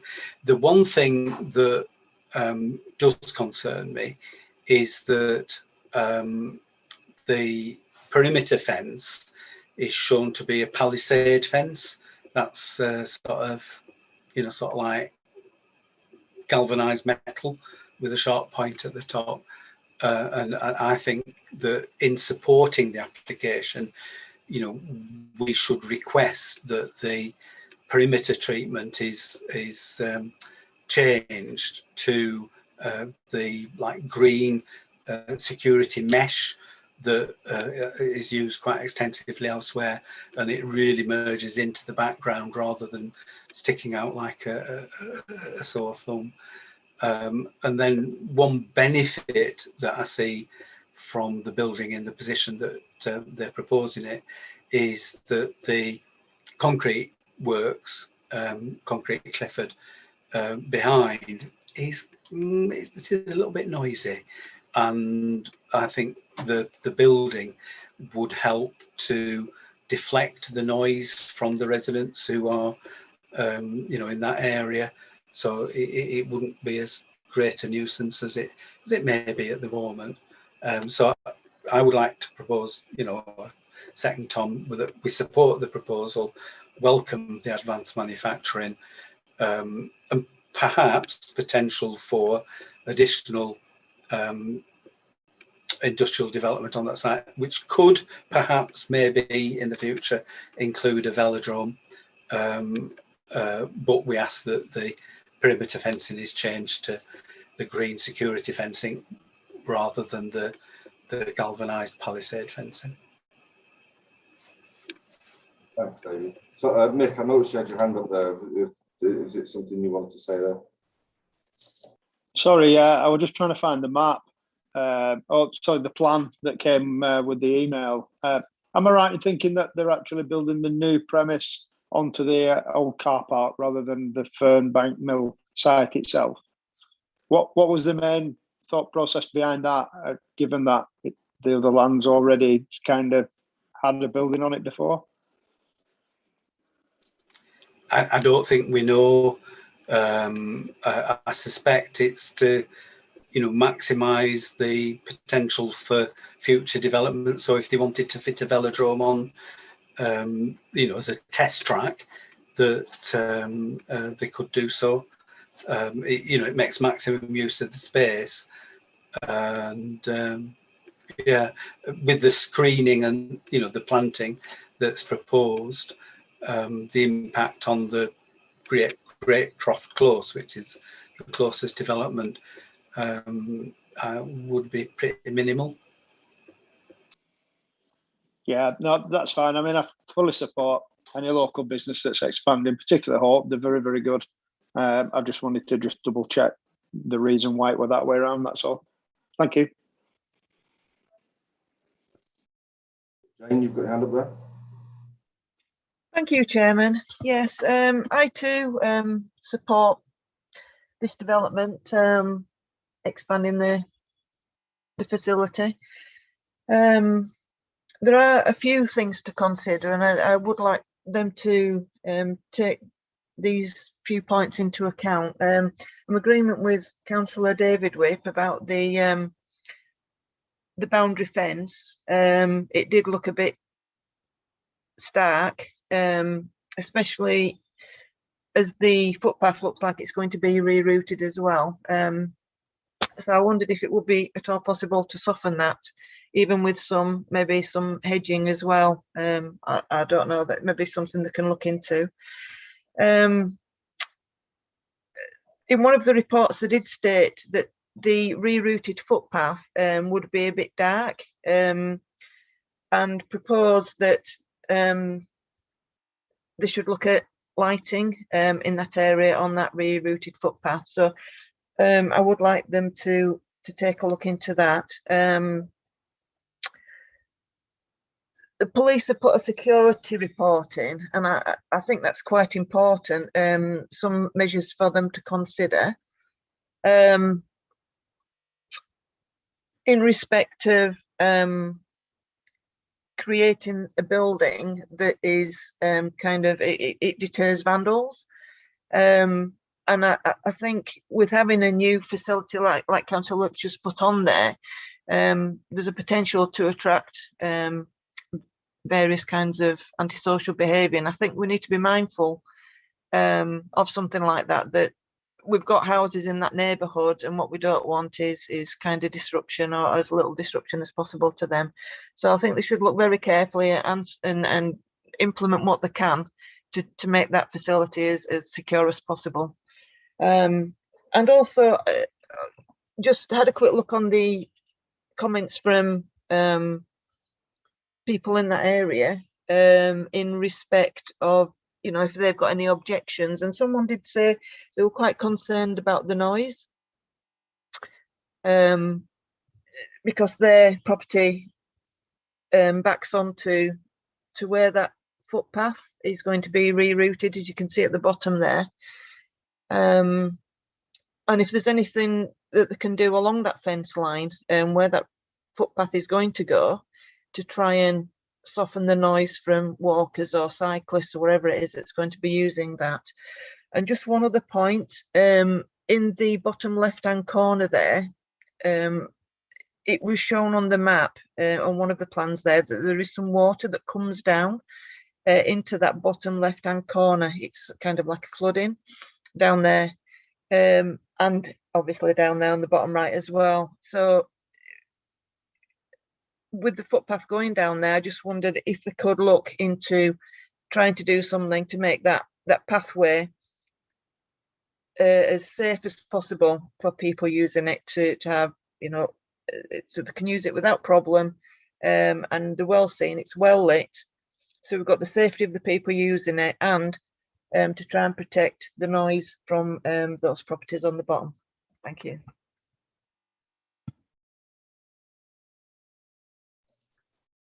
Tom, you've got your hand up there. Thanks. Yeah, just on the footpath. I mean, I think Jane raised an interesting point there. That on this plan there isn't a connection, an immediate connection from the is it Fern I forgot the name of the road. Fernbank Road. Fernbank Avenue.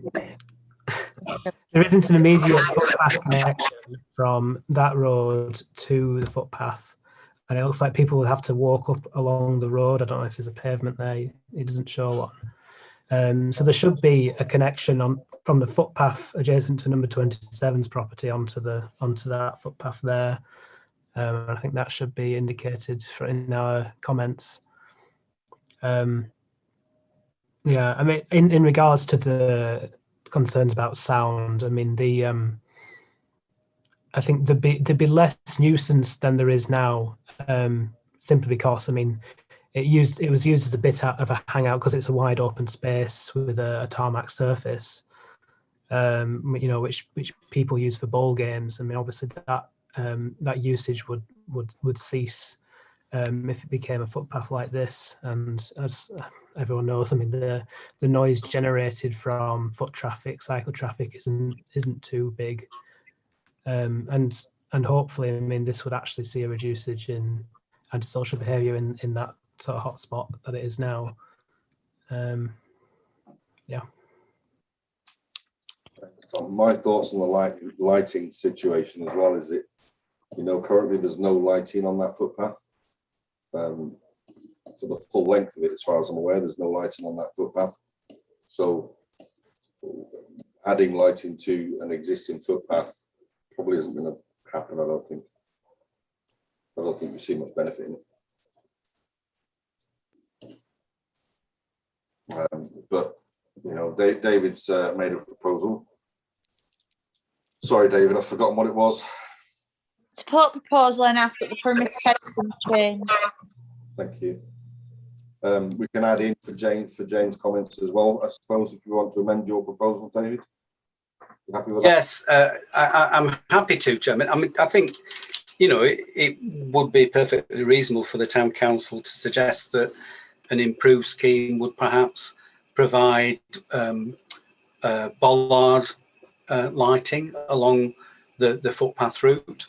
You know, low-level lighting, which wouldn't be intrusive for the residents, but would help give people that peace of mind. I think the difference between the existing situation and the situation that it will be in the future is that at the moment you can see right across from the end of Fernbank Avenue, or, you know, from the field going towards Brogden Lane, you can see right across to the far boundary as you're coming towards Priory Way, whereas in the future, because of the dog leg within the path, there won't be that clear line of sight. So that will affect people's feelings about, you know, concern for safety.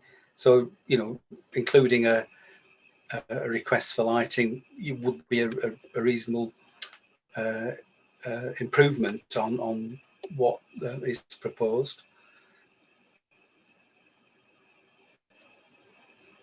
Jane, you came first there. Yeah, actually, just one thing that did pop into my mind, something that I did think of when I first read the reports was a facility for some electric charging points for the vehicles. There's going to be quite a lot of vehicles using that facility there.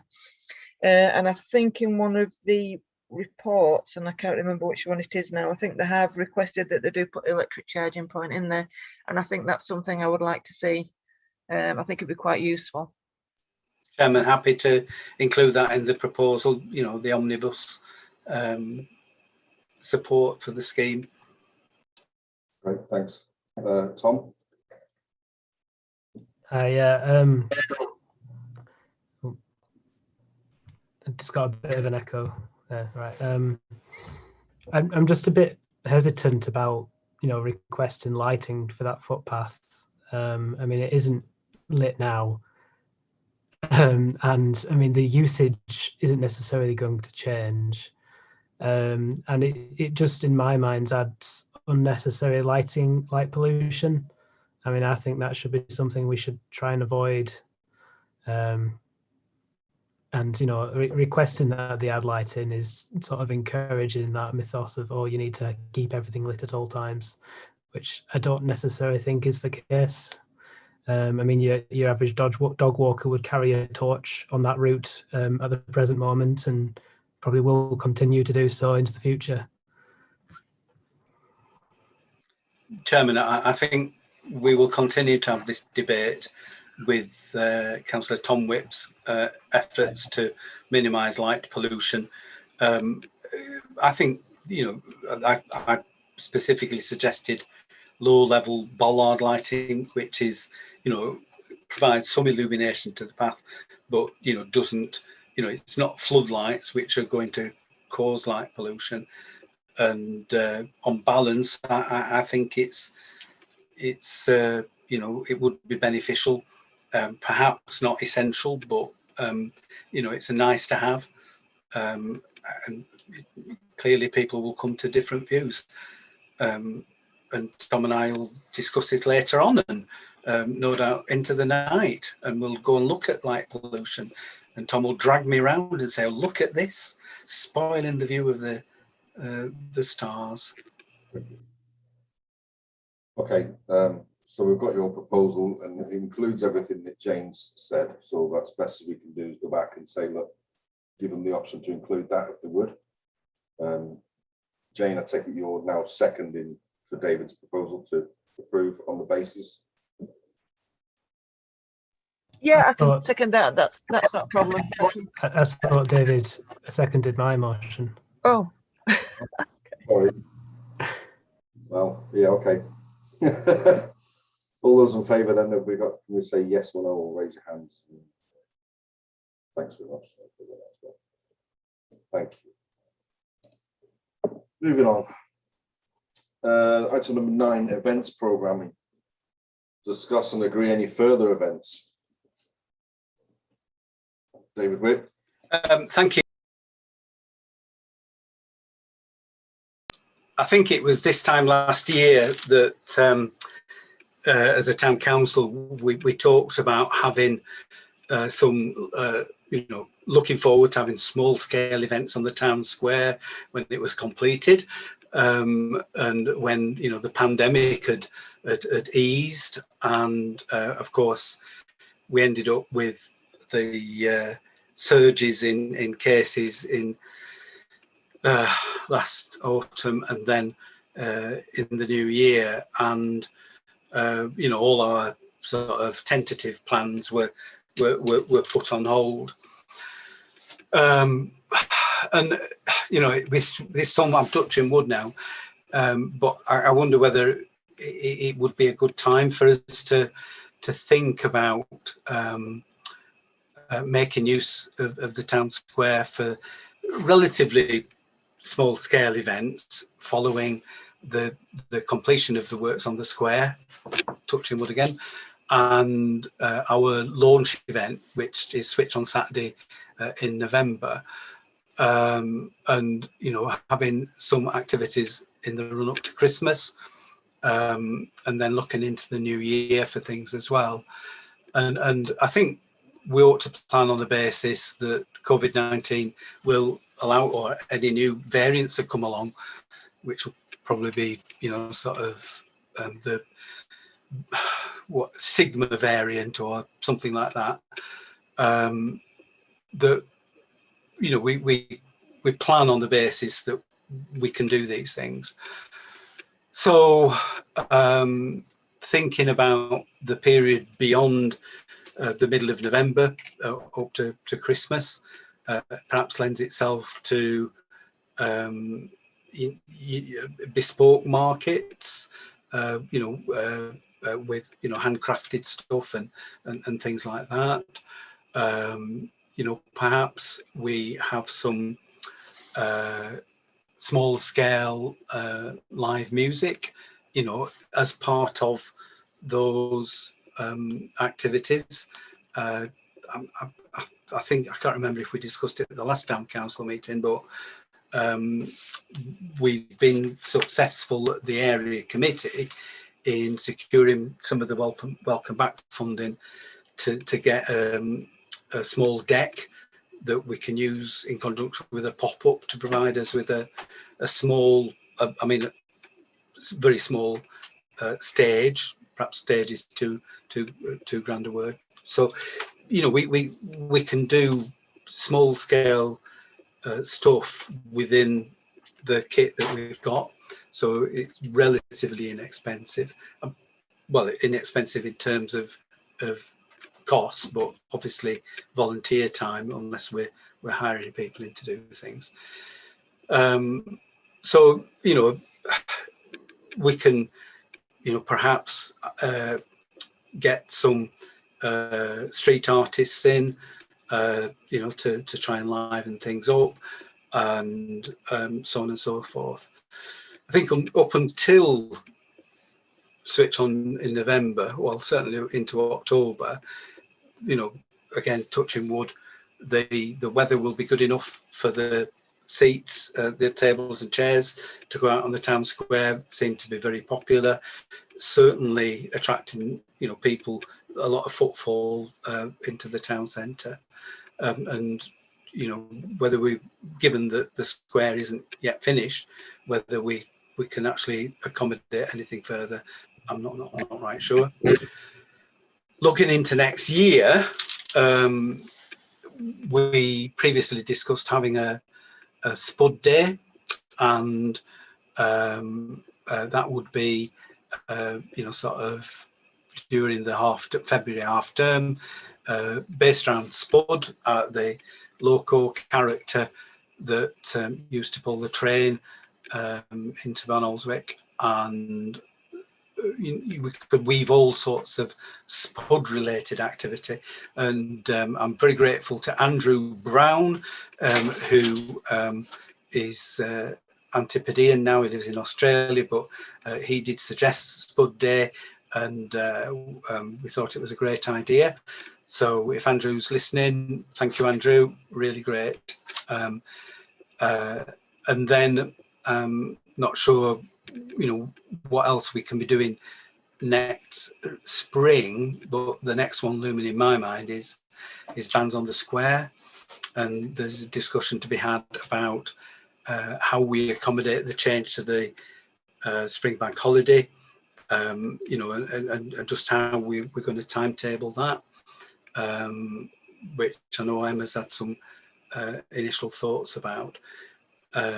So I mean, I'm just throwing a few things out there, but I think it would be helpful if, you know, there's a handful of people willing to, you know, have a working party to sort of get to grips with and firm things up, and you know, having a concrete set of proposals. We've got another full council meeting in September, so you know, we could probably put forward a package at that point, rather than as, you know, sort of discussing it all now. But that's where my mind's working anyway. Thanks, David. I'm before I go to Callum, sorry, I've seen your hand up there, Callum. I'd just like to say that I'm conscious that the square hasn't been grouted yet. And if we do something on the square at the minute, we might cause damage. It has been. Has it now? It was grouted last week. Oh, right, okay, so that solves that problem then. Thank you. Callum? So basically, following on a bit from what David said about having events on the square, it wasn't an event as such, but obviously, well, it was an event at the weekend organised by Ken and Jane. Was all the, well, I say all, they invited all the charities to the town square that were getting a donation from the Mayoress charity. Am I right there, Jane? Yes, thank you, Callum. Yes, it was the Mayoress's Charity Appeal Fund when Ken was mayor the last 2 years that's gone. So they were all invited to the town square to have a stall, and there was Mountain Rescue, RNLI, and Air Ambulance, and the tables and chairs were still out. It was a pretty overcast day with a bit of drizzle, but the footfall wasn't too bad. I think we could get back to having small stuff like that while still managing to keep the tables and chairs out. I think we should look at possibly inviting charities to the town square more often, possibly rotating them, letting different ones come, possibly look at getting a bit every now and again like an artisan market, a bit like started up in Skipton on the Canal Basin. So and just kind of rotate them and give it a bit of a difference, a bit different stuff. I have mocked this up. It's not much, but it's just how I think we could utilise the existing space that we've got while still keeping some tables and chairs out. So you kind of have a U shape going round of stalls with the tables and chairs in the middle. And then the tables and chairs are still in view of all the cafes and that for when they need clearing and cleaning. But I still think you'd manage to get in what we've got left, and get plenty of stuff in, get the footfall back into the town square. And the ones on the right hand side, if you're coming from the co-op, you don't have to look at that eyesore of a compound because there's stalls in the way.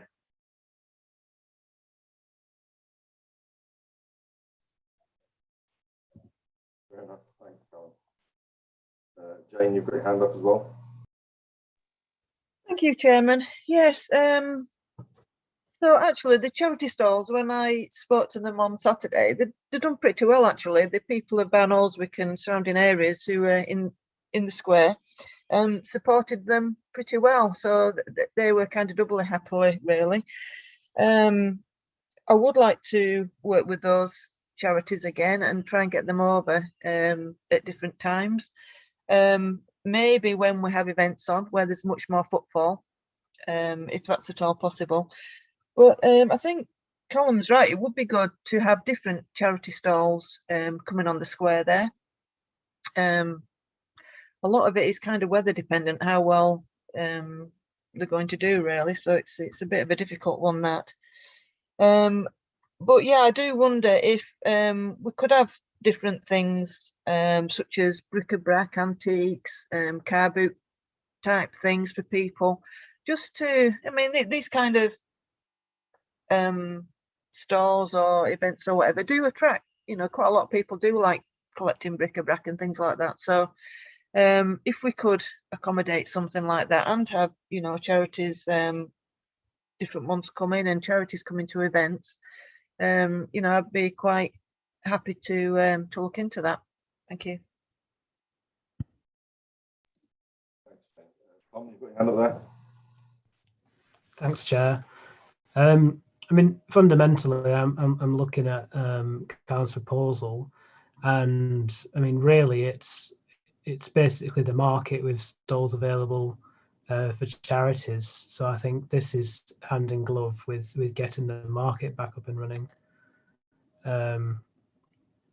I mean, there's a bit of hesitancy there. The market manager who runs it now isn't too keen to continue doing it. I think he's learned how much he appreciates his time from COVID and the markets being not on. So we'd need to look at getting another person in for that role, potentially, who could then manage bookings and also organise putting the stalls out with our casual staff. And I think really that's the basis for being able to put on this sort of stuff with the stalls on the square.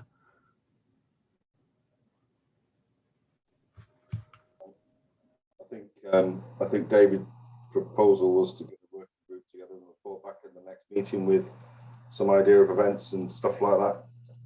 And I agree. I think that's the way to go for now. Looking for volunteers to take part as a working group. Jody straight away his hand up. Callum, Tom, Chris, thank you. And David's put his little thumb up there. Jane, you've got a comment to come back in on there again? No, just putting my hand up to see if I could take part in the working group. Okay.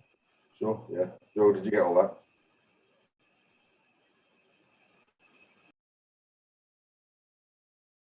Yeah, okay, great. Thanks. So we'll get the working group together and report back at the next meeting in September with some event ideas. Yeah, can we get a bit of a steer in terms of bands on the square? And Emma might have some views. Sure. Sorry, Emma. I feel the same. Bands on the square, Emma, for 2022. Were you not paying attention, Emma? I was, but I can't tell what you're saying when Mike turns his microphone off. Yeah, I mean, we were thinking about where it falls because of the Queen's whatever, platinum, jubilee, funeral, whatever it is. Moving it, obviously it's on Thursday, Friday, Saturday. There's no Monday, as far as I know. And it's moved out of May into June. So there was some thought about moving it to the beginning of May, but obviously that's election time, so that's a no-go. So it's now whether or not we do something Thursday evening, Friday, Saturday, and finish tea time Sunday or mid-afternoon Sunday. It's fairly cock stuff up, really. I think that's favourite, isn't it? Doing it a Thursday, Friday, Saturday, Sunday, seeing as Yeah, everyone's going to be off work.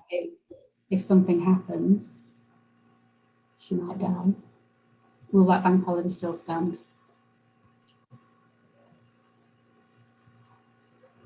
And how many people are honouring it for the Thursday, Friday? Because I don't think all employers have to honour it. So I think It's listed on the government website as an official bank holiday. Look today. I don't think all employers have to honour it though. Oh, yeah. But you know, it is what it is. So I don't know. I'll do some looking into that and come back to you. If you want. And if you like. Chairman, could I just make a plea for how, you know, whenever we operate it, the final day finishes, you know, sort of tea time-ish or early evening. Well, I do that anyway. Yeah, because you know, I mean, an option, you know, people might think about, you know, going through till 11 on the final day, and that's a nightmare in terms of DRIG. People will be at work anyway on Monday. Yeah. So yeah. I mean that, and similarly, we found it a lot more relaxed with the sort of evening introduction to the event rather than, you know, sort of kicking off at 12 noon or whenever. No, in my head, I had it starting around 6 o'clock on the Thursday, like we do when we introduce the Friday night. So 6 o'clock, 12 o'clock or 1 o'clock Thursday, normal 12 o'clock Saturday and Sunday, with a 5 or 6 finish on the Sunday.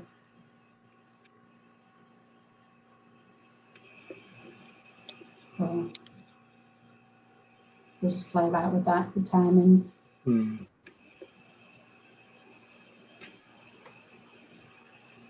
Any thoughts?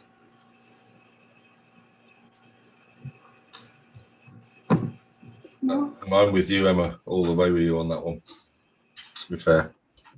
No. Chairman, we do have the wider bots team, and I think we should call a meeting. yeah, if we you know get that group discussing what we want to do, and if any new members of the town council want to dip in with that, I think that would be absolutely fantastic. Yeah, we need to do field trips as well.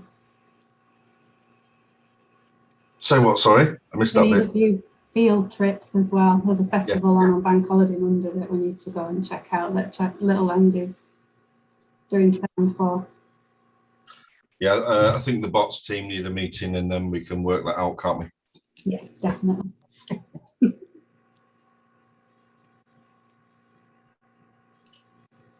Right, okay, so I think that's it for that one, isn't it? For now. Sorry, Tom's got his hand up. Yeah, sorry, could I just dodge back to the events on the town square? And David mentioned the area committee funding for the stage. That the amount of funding available for that, I think it's something like £2,000. But the initial quote that I got back for the size of steel decking that we wanted was, I think it was 3,000, or maybe just a bit more. I might have got the figures mixed up. But really what I'm asking is, if there's a shortfall in the funding available for the 3 quotes that we get back for staging, is the town council willing to fund the difference so we can get that?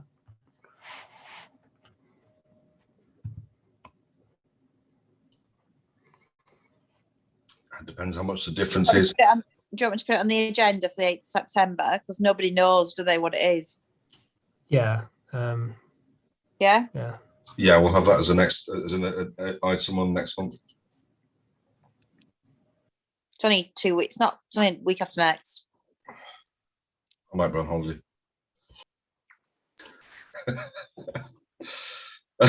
Item 10 on the agenda for tonight is outdoor gym and equipment. To get an update, receive an update from the working group.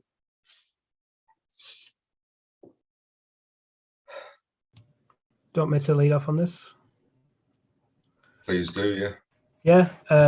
The consensus from the group is that we would like outdoor gym equipment in all 3 of the parks if possible, external funding dependent, and that at Victory Park as our main park, it should be a mix of both the sort of climbing frame style ones and also the mechanical exercise machines. And we should have a wide range of options there, with it being the main park and the most users going to be there. And then at Valley Gardens, with the sort of more antisocial behaviour that does happen there, and sort of the understanding that if we put equipment there, it's going to be used by teenagers in the evenings. We said we'd go with, you know, the climbing frame style sorts of setup only. And then Letcliffe Park, we said that was more of a sort of you know, a niche user, and we'd just go with the mechanical exercise bike walk-in stuff up there, you know, the moving part stuff,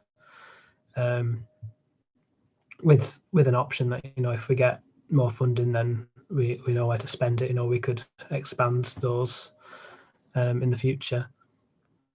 I can't remember the figures we put on that.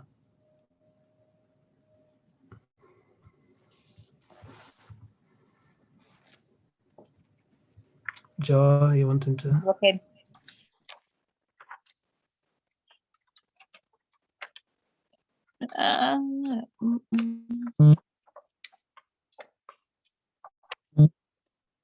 It's after that. Hold on a minute. Sorry. Just I think follow those. like 14, 8 and 6 or something like that. Quotes have started coming in. The first quote came in at 30 grand. So, and they will help us look for funding. So that was quite good for all of them. I'm really sorry. It's before that meeting, but after that meeting.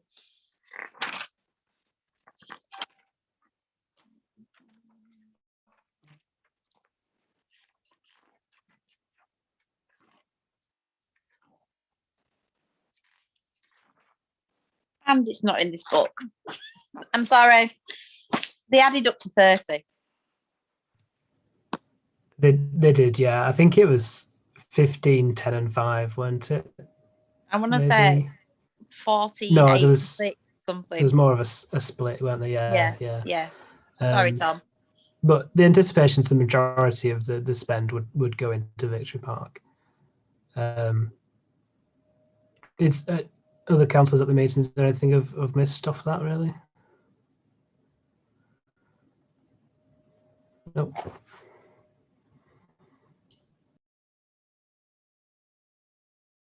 Okay.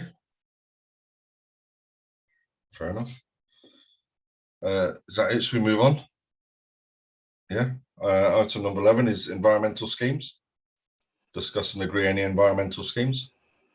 David Whibb. Thanks, Chairman. There's a few projects that are currently underway, and when we met recently, I can't remember, I think it might have been the physical meeting that we had, I did ask if you know, people would have a think about future projects, you know, within the town, not, you know, within parks, within the you know, our sphere of responsibility as a town council. There are several things that we've previously agreed to that we want to progress. For instance, we've got a commitment to provide additional seating areas in various locations, and we had a list, and that's been in abeyance. So we want to take that forward, but we've already got a list, and I mean we can add to that. It's a case of putting the project together and sort of getting a program of work carried out. Looking to the future, there's one or two things that we've talked about but we haven't necessarily agreed, and one of them is an environmental scheme, but it's not a green scheme as it were. And if I share my screen, it will just put up the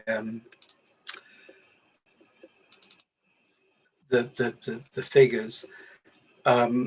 We've got an issue with the access track in Victory Park running past the play area, and if you recall, there was quite a lot of damage done when the junior football pitch was created, and we had heavy vehicle movements on there, and those craters, those potholes, well, they were filled in, but they've not been filled into the, they were supposed to be cut out and finished properly, so that they would be sound for the future.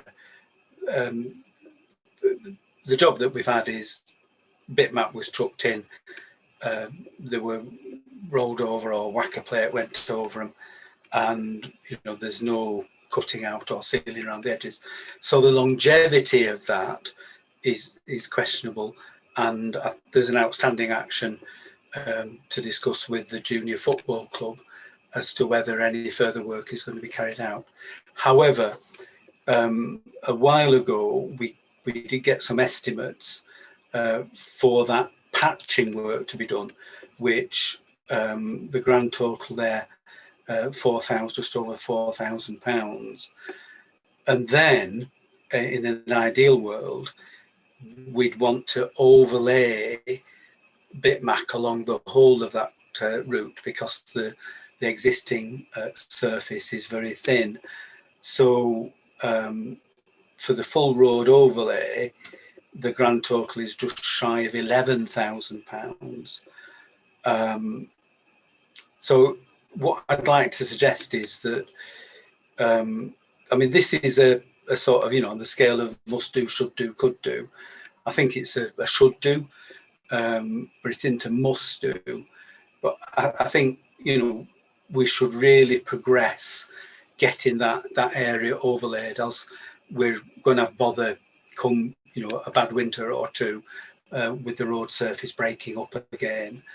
And so I'd like to suggest that we look at progressing this project and pursuing with the junior football club the proper reinstatement of the access track following the work that was carried out on the junior football pitch creation. So that's the first thing. So I would propose that we ask Pendle Council to put this out to tender, subject to what the junior football club say, and if it comes back at a reasonable price, that we get ahead and do that. And then I've got a much broader topic to introduce once we've finished discussing that one.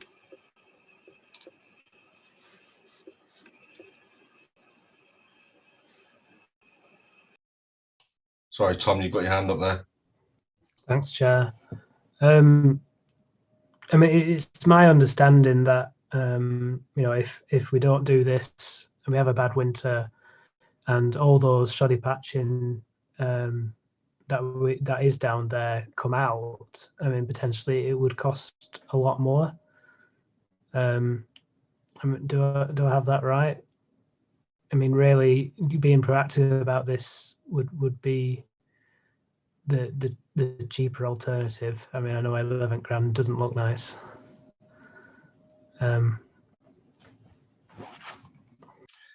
Yeah, I mean, we can't exactly have a go at Lancashire County Council for not fixing our roads if we're not keeping our paths in good order either. So, yeah, I'm with David on this one. We need to get it sorted, really. The quotes will need to come back to full council for consideration, though, won't they?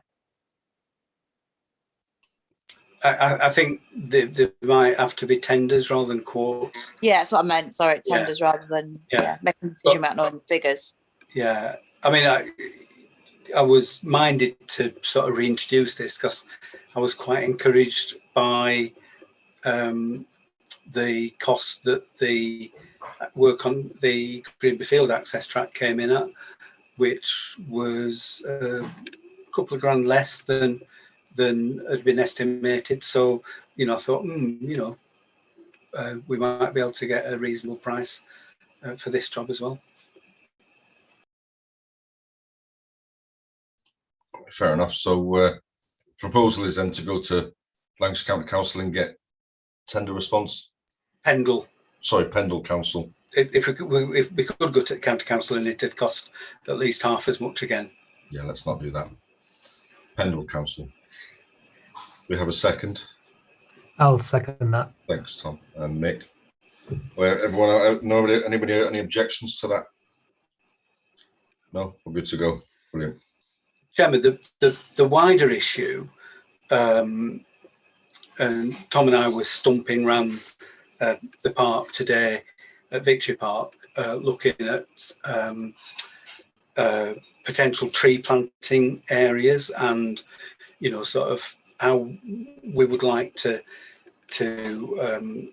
make the park a much more friendly space for wildlife rather than the green desert that it mostly is at the moment.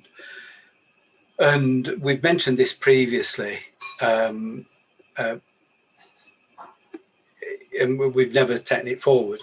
And we ought really to have some management plans for each of our parks, because we're doing things in an ad hoc way, in much the way that we've just, you know, sort of talked about surfacing a little bit of road, and you know, we're sort of doing things as the faces, but really we ought to be looking at a 10-year time scale of the management, you know, what we need to do in, you know, each of those 10 years to sort of get from the parks that we currently have to the parks that we want in the future.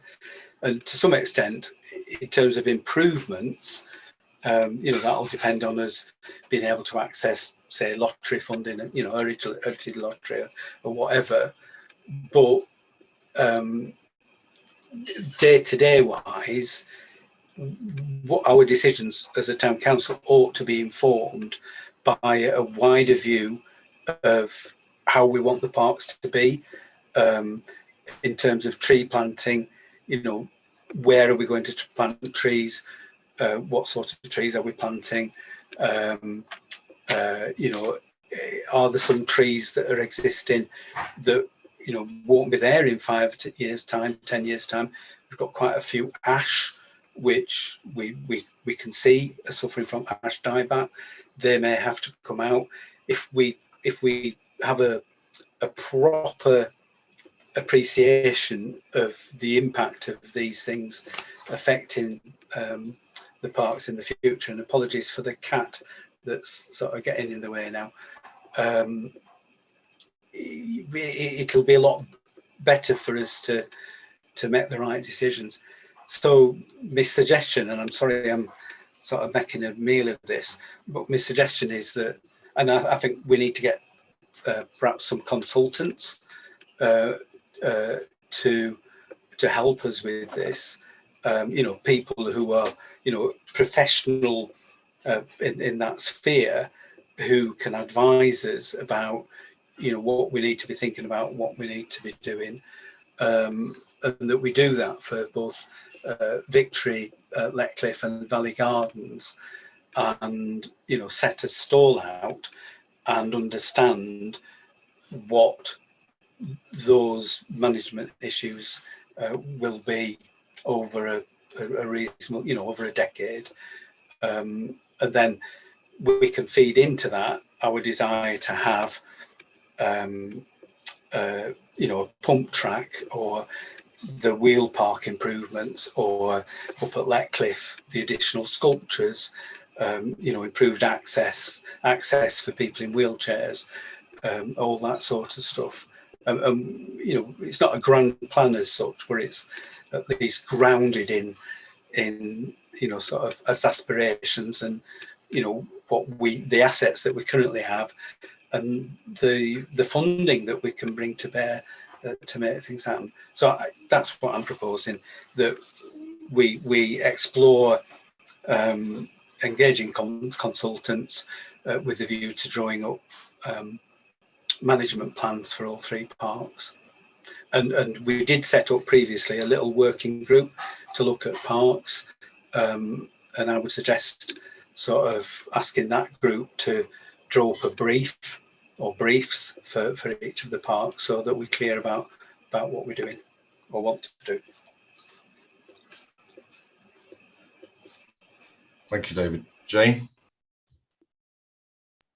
Thank you, Chairman. Yes, I think this idea is a very good idea. It'll give us some structure of where we want to go with the parks, what we aspire to with the parks, and without any sort of plan, you just doing things, as David kind of says, ad hoc way. I think we need a clear vision. I was going to actually suggest Lee Johnson, the tree person, but as if we can get consultants on board who know what they're talking about, we've got some great green spaces that we can get to the full potential, and I think it's something that would be really beneficial to the town. So I'd be happy to support that, to second it. Thanks, Jane. Anybody any objections to that? No. Okay, we'll carry that forward. Carry that over then. Any other on environmental schemes before we move on? Brilliant, thank you. Item 12 is other schemes. To discuss any other schemes. Do we have any other schemes? Joe? Non-environmental. You can pick. Chairman, I mean, these are tonight was supposed to be a general purposes committee, and we turned it into a full council meeting so that we could discuss some of the other issues that we've been talking about. So it's a catch-all, so that if there are any other projects that people are keen to propose or promote to progress, that we can pick them up. I mean, there's nothing that comes to my mind as being an imperative to discuss tonight. Thanks, David. Jane, have you got your hand up from before, or is that an old hand? Okay, so we'll move on then. The next bit, Joe, shall I jump to the correspondences first? No, we can do this one. We can do this one. Yeah. Are we excluding press and public? We don't need to. We don't need to. Okay. So 13 is the telecommunications mask at Letcliffe Park. So after our meeting with Yorkshire Water last night, I emailed 3 about this proposed mast, and fortunately they've come back and said they no longer need our site. That's a shame. Never mind. I've asked for it a bit more official than an email response. He hasn't sent it as yet, so I've just checked. But as far as it's not happening. Oh dear, never mind. So we can scrap that then. Yeah, we can ignore it. Great. Item 14, correspondences, items for information. Information only. Have we got anything, Joe? No, nothing. No. One last check from Tom. Have we got any questions on the chat? No. Okay. Next scheduled meeting as full council is 8th of September. Thank you very much. That concludes this evening. Chairman, If anyone wants anything on the agenda, can you get it to me before Wednesday, please? Callum and then Tom, David even. well, sorry, I was just going to say, I mean, the COVID-19 situation isn't getting any better. In fact, you know, the sort of increasing number of cases. But you know, do we want to have a physical meeting? I think we need to sort of discuss whether we, you know, sort of continue in the way that we are at the moment, or whether we sort of resume in person. Yeah, I'm happy to go either way with the majority. You know, I'm fully vaccinated. You know, I do a test twice a week. Quite happy to turn up to a meeting. We're only doing this for members that actually aren't here, that didn't want to come to a meeting. So, Callum. Same thing. That's what I was going to say. Are we actually carrying on this way? We're going back to physical meetings. So David beat me. I'm happy to go back. Tom? Just from a live streaming perspective, this is like infinity times easier than setting up the camera and everything. I mean, I know that's all on me, but I mean, these just make life a lot easier if we want to continue live streaming. Yeah, but they aren't official meetings, are they? That's the problem. No. Okay. But you still have official calling procedure if councillors aren't happy with the decision made by Joe from these informal discussions, where a full meeting could be called, you know, to discuss that under formal procedure. So I mean, there's not in any way, you know, any difference in the decisions we make here compared to a regular meeting in my mind, procedurally anyway. Jane, have you got? Thank you. Yeah, I do wonder about the councillors who are not present here today, to get their feelings on board. You know, everybody has their own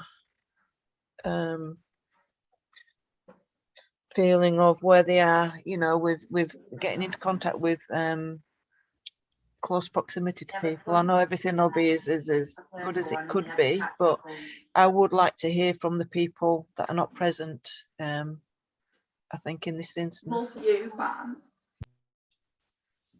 Oh yeah, I do. Callum, you've got your hand up still. Is that? Yeah, maybe. Can we ask them then, Joe, if you don't mind, the guys that aren't here today, and see how they feel about having a meeting in September? Possible. And then we'll make a decision from there, I guess. Okay. All right. That's it. Cool. Thanks. Can I go now? Yeah, go. I'm going for Thank you. Me too. I know. See you all in a bit. Thank you, everyone. Bye.